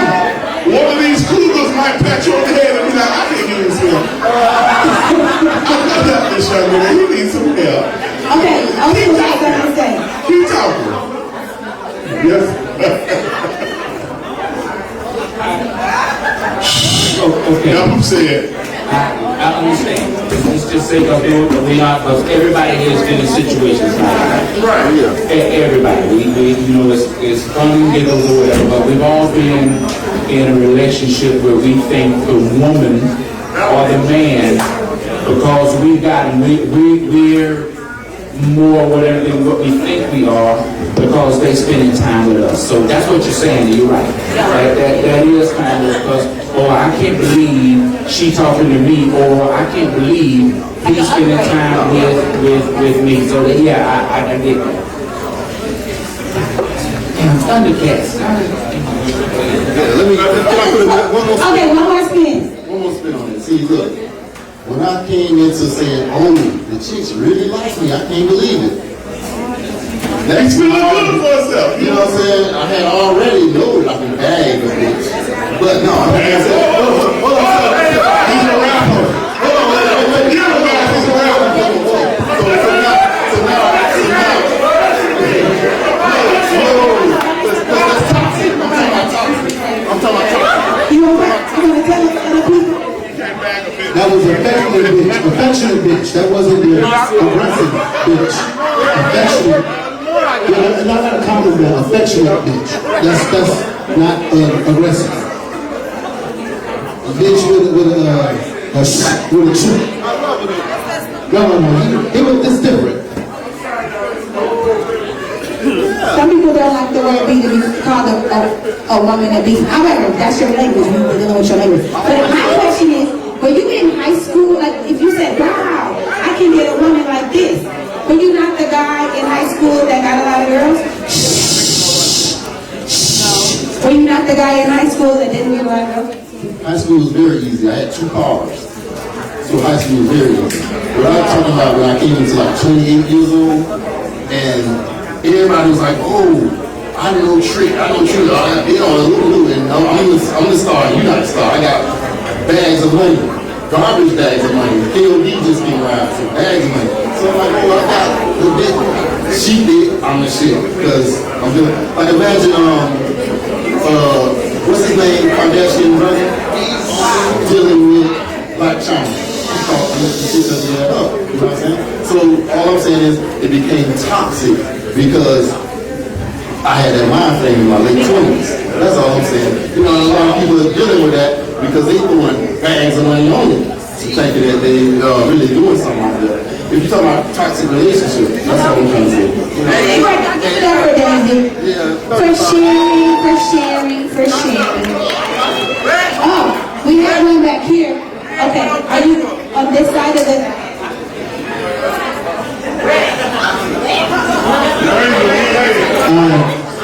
I just want to let y'all know something, right? Because I understand the brother, you feel me? I understand the brother, because, you know what I'm saying? Comedian Razor. But, nigga, if I want people to know who it was, do you got me on camera? I done told you I don't be on camera, bitch. I don't put me on camera. Stop. I'll be in the back. Nobody didn't sign the paper. Alright, so you have to understand there are points in your life if you're a person that's getting money, right? Sometimes, and this is not right, ladies, I'm just trying to decode what's going on. There are times when you look at significant others as accomplishments. So when you get a certain amount of money, you're saying, yeah, trophy wife. You know what I'm saying? Like our president saying, when you got a certain amount of money, you can grab them by the pussy. They can sit there and harm all the people. I ain't saying it, the president said it. The president, Agent Orange, said it. So I feel what my man is saying. If you getting money, you get to a point and say, you know what? I already was a naturally smooth ass nigga before, but now this money's amplifying it, and I'm getting these kind of broads. You feel me? And none of y'all ain't no broads in here. I'm just letting you know the mentality is popping. You feel me? It's the truth. It's the truth. Go ahead, Ray. You good? Right. So I'm just saying I understood what the brother was saying through all the different lexicon he was using, because I've lived that life and I understand what he's talking about, because he's talking from a real perspective, his perspective. And so a lot of times, the thing that we have to understand about this is an incubation center where we get other perspectives. We don't have to agree with the perspective, but if it's a perspective that's true to them, sometimes you just learn and say, damn, I didn't know that was going down. Yep. And just instead of commenting, just like, oh shit, that shit is really real. Because that really happened to him. They said he ain't asking for your approval, he's just sharing what the fuck really happened to him. Nephew, they can sit here in front, but there are levels to this. Right, since you experiencing this type of situation, which one was toxic, him or her? Or the one he was dealing with? Both were toxic. So they tried each other because they wanted the money he had and he wanted the status they gave him. Yeah, status. Okay. F-bomb dropped. F-bomb. 9:40. F-bomb dropped at the 9:40 hour. Go ahead. No, I said, I don't care if you in a suit or in a white suit. Both y'all gonna get shit on you. You feel me? So, we talk about why do I attract toxic people. Sometimes because I'm in a toxic place. So sometimes, like the doctor that was on before, she caught herself. I'm in a toxic place. That's why I'm attracting a toxic person. So once you fix yourself, you can fix your appetite. It's just like when you're trying to lose weight. Sometimes you gotta say, I gotta stop eating these motherfucking cookies and cakes and dips and shit like that. Cause Sarah Lee don't make shit that's keto. He's done. Drop the mic. Keto ride with Tito's vodka. Go. We got you, big dog. Okay. Sometimes your status can bring toxicity to you. Ooh, break it down. When I first went into the military and I went to Auschwitz in Germany, I used to go to the NCO club, and I used to ask women in the NCO club for a dance or whatever. And I was always turned down because I was just an average private. I was just Alexander, was just a private, just private. But then when I became when I just started playing football, and I was the starting quarterback for the post team, and then I was the lead singer for my band. Oh, status. Now my status changed because now I'm in the paper every week.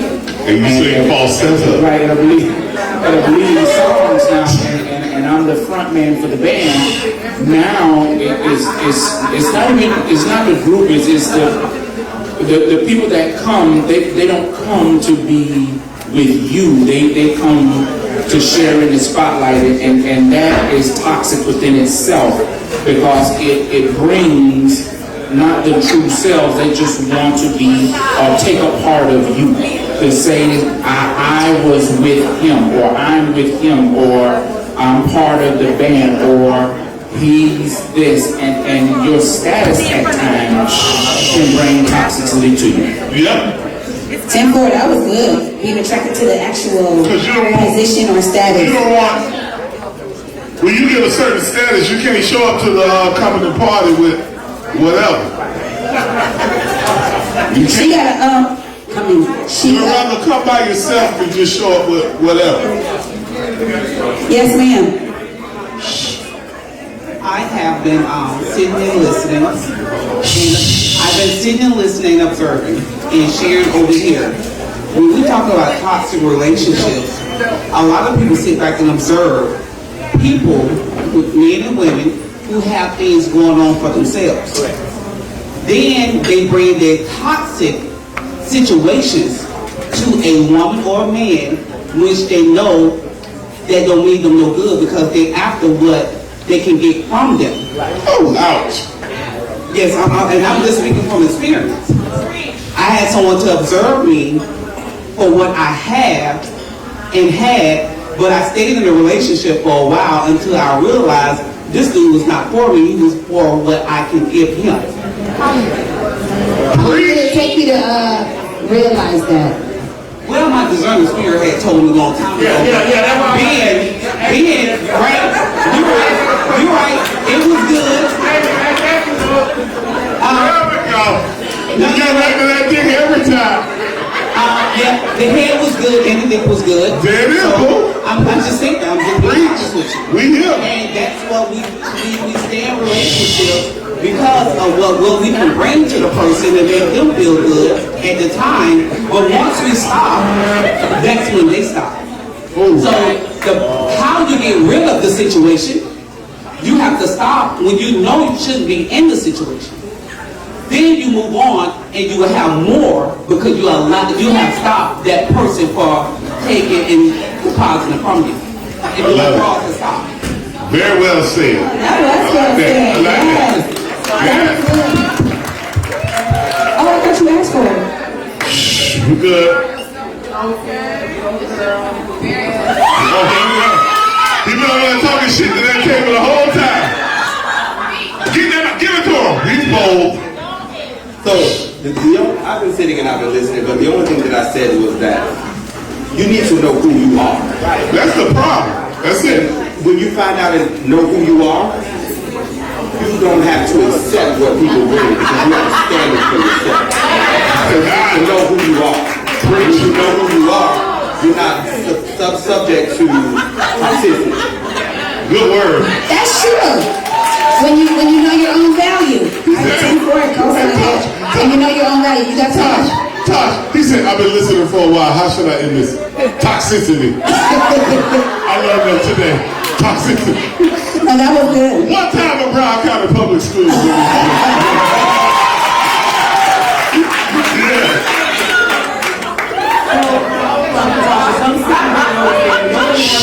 The fact that they've grown up in that kind of environment, that they've witnessed their parents be in a toxic relationship, so they think that's okay. So that's why they seek those type of relationships. Exactly what you're saying. So it has to do with what was normalized in your family. Now, it's funny we say that. Now, I learned something the other day, again, paying attention. They said if you're under the age of 55, they said 55-year-olds and up got all their values from one of three places: your home, your church, or your school. If you were good, you got them from all three.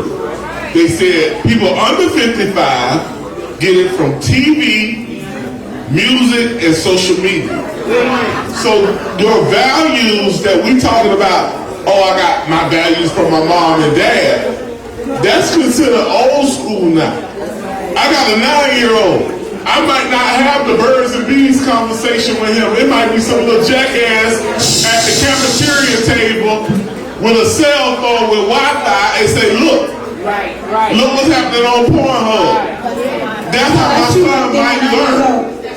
So a lot of people are learning relationships from TV, music, and social media. They're not learning. If we would have listened to if I would have listened to my parents, I should be a deacon or a pastor in a strip mall by now, at least a strip mall pastor. I'm not gonna say a mega church, but if I would listen to my parents, I'd at least be in a strip mall, storefront. But I listened to music. I was 17 years old. I told y'all earlier. I know what happened. The media influence. I was 17. You know what happened? It was losing cowboy. I will say this though, because we can't say we lose hope by being good people. Hey, we want some. Soon as I heard Luther saying that, I said, damn it, I'm done.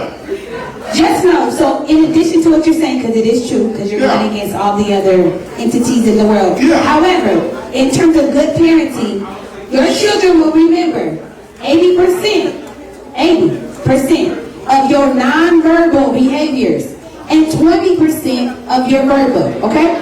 So when you wonder, like, I don't know why they act like that, well, they're acting like you. You know what I mean? And so it doesn't have to do with a complete blame game, but a lot of times we really are what we saw non-verbally. Tasha, you know that just freaked me out. It's not what is modeled, not what is said. You just scared me. Okay. My dad was a chef in the army. So when he got off work, he cooked. He was like, your mama can't cook. So I spent a lot of time with my dad bonding in the kitchen. So guess who do all? That's you. See? I mean, my wife be trying to cook sometimes. I'm like, get your ass out of the kitchen. Let me make the macaroni and cheese. You don't know what you're doing. I got this. Let me cook. I don't know no better because I was raised with a chef. No, it's true. I don't know no better. Damn, that's scary. You got some, oh, you just had a moment? You had a moment. That's why I cook. I will literally kick her out there. She be trying. I believe it. I don't even know if she can cook or not. Shit. I be like, get out the kitchen. All in here? I got this. You got something on being raised or what's going on? Yeah. I think a lot of this toxicity. Shut y'all ass up. That's my doctor again. He gonna say something crazy as fuck. No, I'm not making it. I love you. Say it. It actually, you can tell a lot of it is cultural. It depends on what part of the country you're from. Like, for example, people in South Florida are very materialistic. And women in South Florida... Some people in South Florida are materialistic. Don't say all, just say some. The culture of South Florida is a materialistic culture. Okay. Women in South Florida, they don't really want to get to know you. It's okay, I'm here. I'm right here. I'm going to say it how I say it. Women in South Florida, they don't want to get to know you. They want you to spend money on them. You go to a place like Mississippi or somewhere, people try to get to know you. You go out. The wholesome ones are in Mississippi. They in Mississippi. That's as an example. But what I'm saying is South Florida is really materialistic. And so the women here, they all about money. So the toxicity is from... It depends on the environment that you grow up in. That's the culture. Okay. We'll give you that. Not all, but some. Obviously, you're messing with the wrong man. Right. Because I make my own money and I don't need no man to take Okay, let's let her finish. So she said for 17 years. I need you to start over because you're here. Start over. Everybody living in the wrong places. Because I make my own money and I'm very independent. That's one.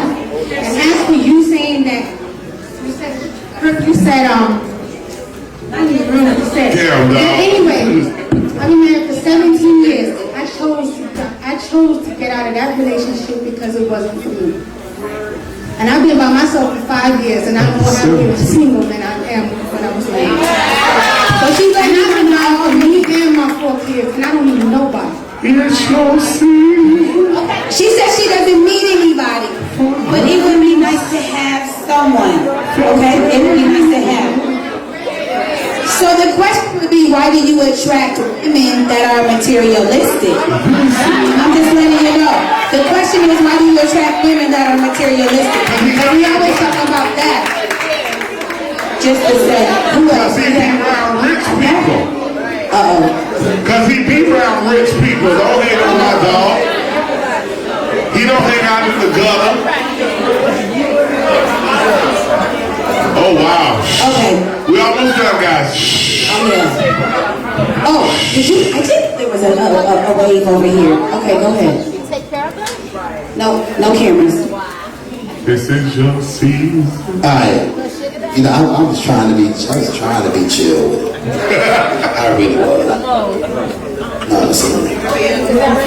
But we gotta understand something if we're gonna be dating, especially in the black community. Right. First thing we have to understand that most of us suffer from post-traumatic stress disorder because being black is a trauma. Yes! Oh shit. The second thing we have to understand is that most of us, over 90% of us, have been miseducated about love. Yes! Damn it, man. Okay? So in most situations, you have to decode the love language that the person that you're getting with has. Okay? So then we're going to get on that level. Then you have to be honest enough with yourself. Like the brother said before, you got to understand who you are. It all starts with self-love. I love me too much to be fucked up with you. I love me too much. So once you start from a place of loving yourself, you'll be able to learn how to love somebody else. Because once you learn to forgive yourself, because there are things that we have to forgive ourselves for. Some of the ideas that we have. Like brother was talking about women are materialistic or whatever. Men are materialistic. Believe it. Keep it 100. Nobody want to be with somebody that nobody else want. Cut the fucking bullshit. So at the end of the day, first of all, be the person you want to be with first. Be the person you want to be with first. So if you want a man with money, be a woman with money. I'm coming for you niggas. If you want to be with a sexy woman, be a sexy man. Don't be around here with 15 Bentleys out this motherfucker, don't want to go to the gym, and you want to be with the baddest bitch. Oh my God. Razor is 10 o'clock, Razor, you can't go in like that at 10. See, and Razor is here. A lot of single women, and we said it before. You got 3 things. You either celibate, you sharing, or you just single. Celibate, sharing, or single? Or those that are dating? No, these are single girls. You're celibate, you're sharing, or you just single. What's number 4? Celibate. She's celibate. Who don't do that? Razor, stop playing!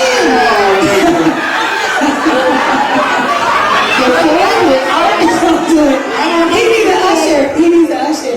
The fourth one is the hopefully looking for the right guy. But they're single, sharing, or celibate.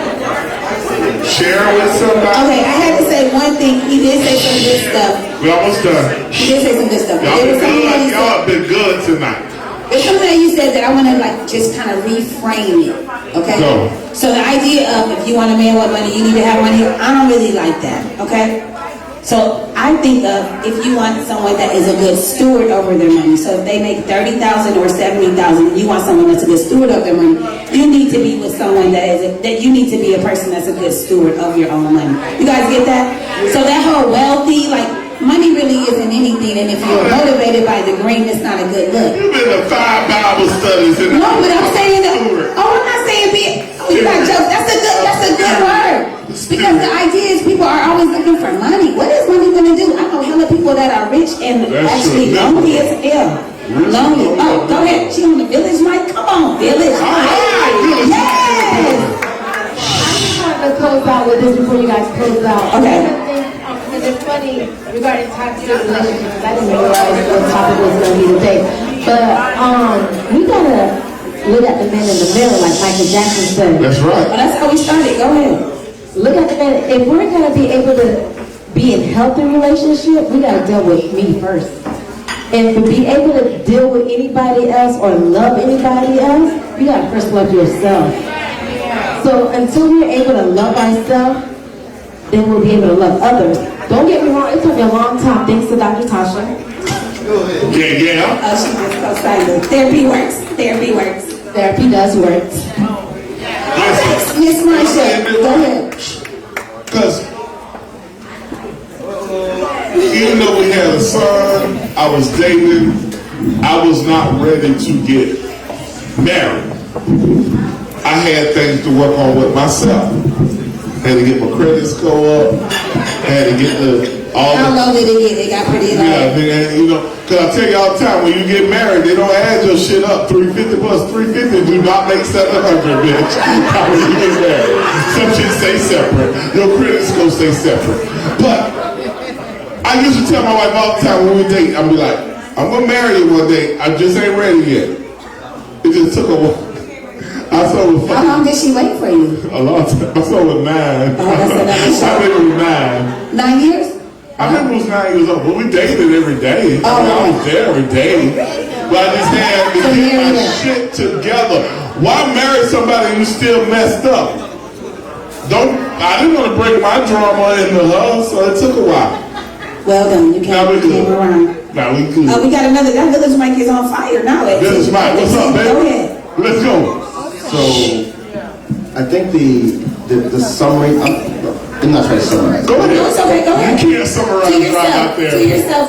Yeah, so there's a lot of things that were said tonight, but a couple things that highlights. Yeah, go ahead. All right. You cannot go after something that you don't think you deserve. And what I mean by that is, when you're trying to achieve a certain level, or I heard people talk about, I want to get the woman, if I have money, then I'm going to attract a certain type of woman. South Florida women, I don't really think they Dog, don't get beat up here. They don't what? What's the finish? Finish the phrase. Because some people aren't even from here, but don't get first. So I don't think they're materialistic. Oh, you don't think they're materialistic? Okay, you balance it out. I don't think. No. So that's just what he's attracting. That's just what he's attracting. Oh, it's okay. Let him have his time. South Florida women got money, bitch. It's a woman who got some money. They got money. They can pay their own bills. It ain't that bad. It ain't that bad. You were letting him know that wasn't for everybody. That wasn't the case. Okay. So I've been on a few days that the women are. We almost done. We won't be able to get. My dog went to the I never said I was attracted to these kind of women. I said I can watch and I can see. Okay? I said it. I don't go. Okay, hold on. So I said it. What camera I got to look at? So the idea is that we're always actually talking about what's wrong with the people that we're with. It's because you attracted yourself to them. There was something about them that attracted you. So you got to look in the mirror, which is what she said. But you don't have to like what I have to say. This is actually the truth. You got to work on what we bring in or we put it out there. We just have to. Sometimes it's hard to see what's looking back at you, which is why folks don't like even looking in the mirror, period. Right? Or they're taking pictures from here up because they don't want to see what's from here down. Right? And that's a real thing. And so I'm okay with you being uncomfortable with my comment, but it's the truth. I'm okay with you being uncomfortable. Go ahead. It's okay. I do want you to respect the mic though. Go ahead. All right, so South Florida women, they have levels to it, right? So by the time you get to what it is that you desire, you have to become the person that's going to attract what you desire. That's true. So I believe that if everyone in here takes the time out to become their best version of themselves, take a break. That we did talk about that earlier. Good one. Take a break. They will be able to attract the person that they desire. Conclusion. Come on, black men. I love that. Hey, I love that. So, Chris Priester, the teacher. Oh, Lord, is he getting another Hennessy on the rock? Oh. Okay, before we end, anyone that has a business, come on up here. We always like to make sure that you shine. Anyone with a business in this moment, come right here, and we're gonna literally put you on the mic right now. Anyone with a business or a book. Black business, come on. All businesses. Black business. Anybody that owns a business. No, I'm gonna give you a wash card. Bring your ass up here. 5,000 people are watching. Start us off, sir. Greetings, family. How are you? Greetings, family. How are you? Give them a round of applause. They did a great job. My name is Brother King Simon from out of New York. I'm a numerologist. I talked to my sister on Instagram today. I came in from New York. I'm a numerologist that actually breaks down numbers about your birthday, your name. I'm one of the top numerologists in the world. And I'm a promoter and producer in New York. I've ran SOBs in New York, Madison Square Garden, and various other places. So I've been doing it for many years. And I'm an author of 3 books. Numbers are simple, people are complicated, and yes, I used to book all the comedians in New York. Okay, well, Freddie we Riggs, can start all again. the people, those are my friends. Start again in 2020, goddammit. Start All the 3 books, no promotion is bad promotion. Numbers are simple, people are complicated, and numbers are simple. Our health is important. So check me out and King Simon Productions, King Simon Production on Instagram, and King Simon Presents on YouTube. Have a great day. Thank you. King Simon, all right. Come on. How y'all doing? My name is David Miller. I'm Culture Arts Ambassador in Pompano Beach, Florida. You can come talk to me about booking events at the Allied Cultural Center, the Civic Center, and the BACA, the Daily Contemporary Arts Center. I had to come and hit y'all with some intelligent ignorance. That's what I do. So anyway, shout out to King Simon, and I do follow you through the Black Magic. I know all about New York, and I'm from Florida, from Pompano, in Pinot style. I was here, from the beach. So I was here with a friend of mine, Alita James. That's my client. I'm actually a media artist. That was my client, and she has a book. She wrote 2 books in 1 year. So I said, yeah, you need to come see Tasha just put drive-by therapy. Why? Because her book is about trauma. So one book is called Rescue Me. Thank you for purchasing the book. Rescue Me and Anaya's Revenge. So in Rescue Me, you find out what's happening, and then in Anaya's Revenge, that is what happened here. You find out. How much are the books, brother? 2 for $35, a signed copy for $20 each.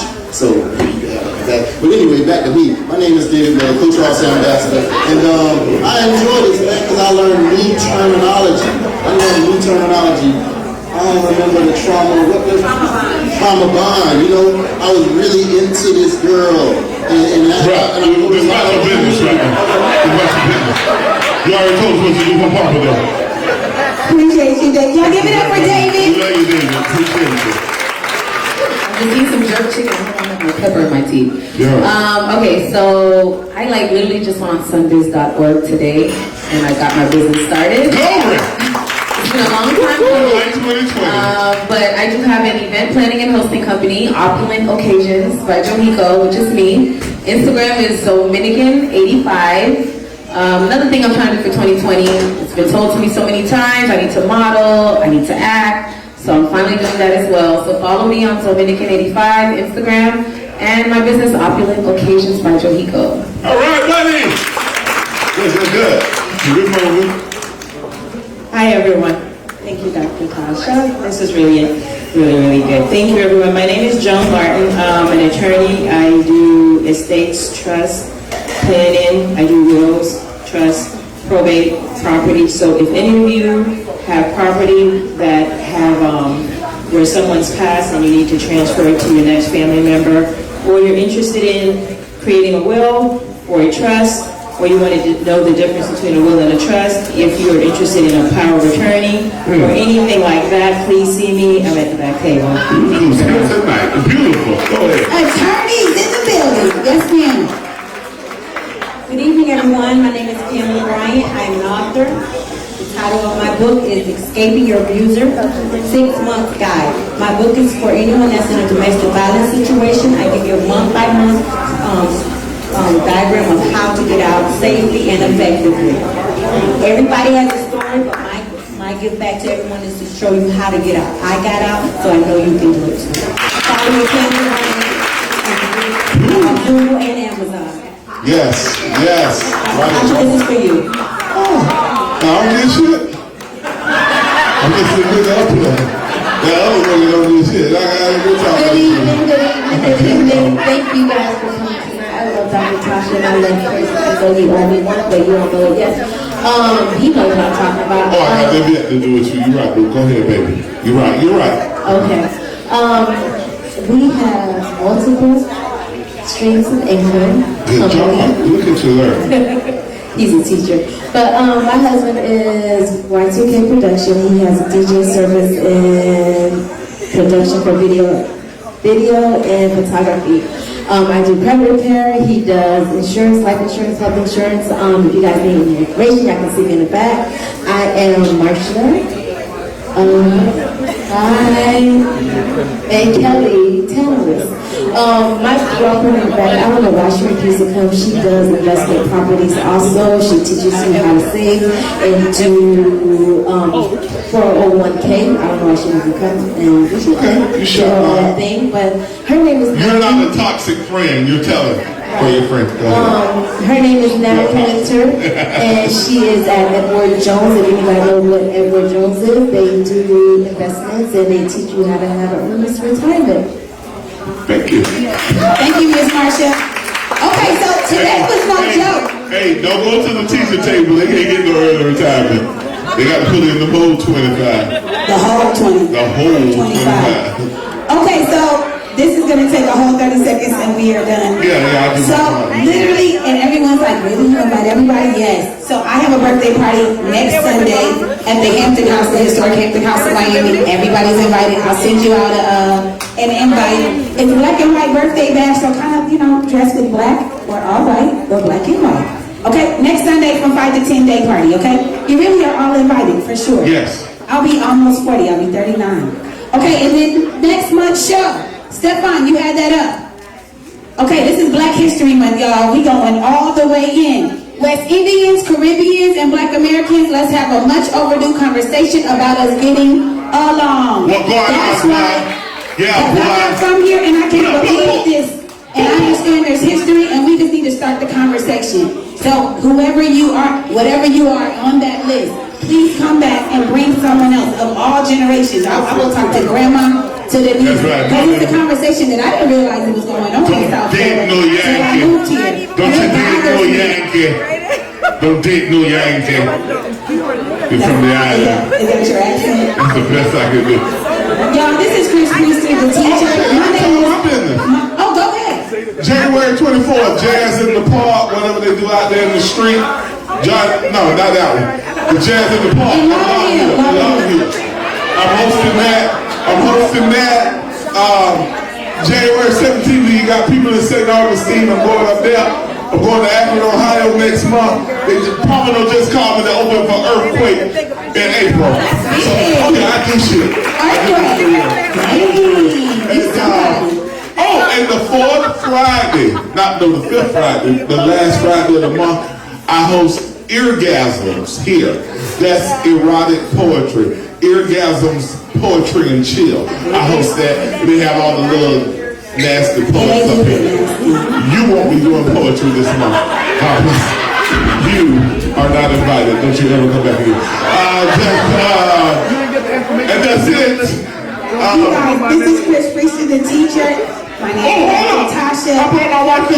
And this, somebody say I ain't never seen your come on, this is Chris Priester. Come on now. She cute, y'all. She cute. Walk lightly, y'all. Walk lightly. This is why I smile so much. Oh, wow. He's so serious, though. We've been together about 25 years, but we were married about 15. Yeah, we got a 24-year-old and a 9-year-old. This is what it all look like when you ain't in no toxic, bitch. We ain't in toxic, bitch. You just look like this. I bought that dress. Bye. Well, show them all your action back there. Y'all young niggas don't be looking at my old lady booties, bitch. I'll swing on you niggas. Don't pop that life, bitch. I'll swing on one of y'all niggas, dog. Don't be looking at my old lady booties, niggas. Shit, I gotta ask the ladies too. The ladies don't be looking at my old lady.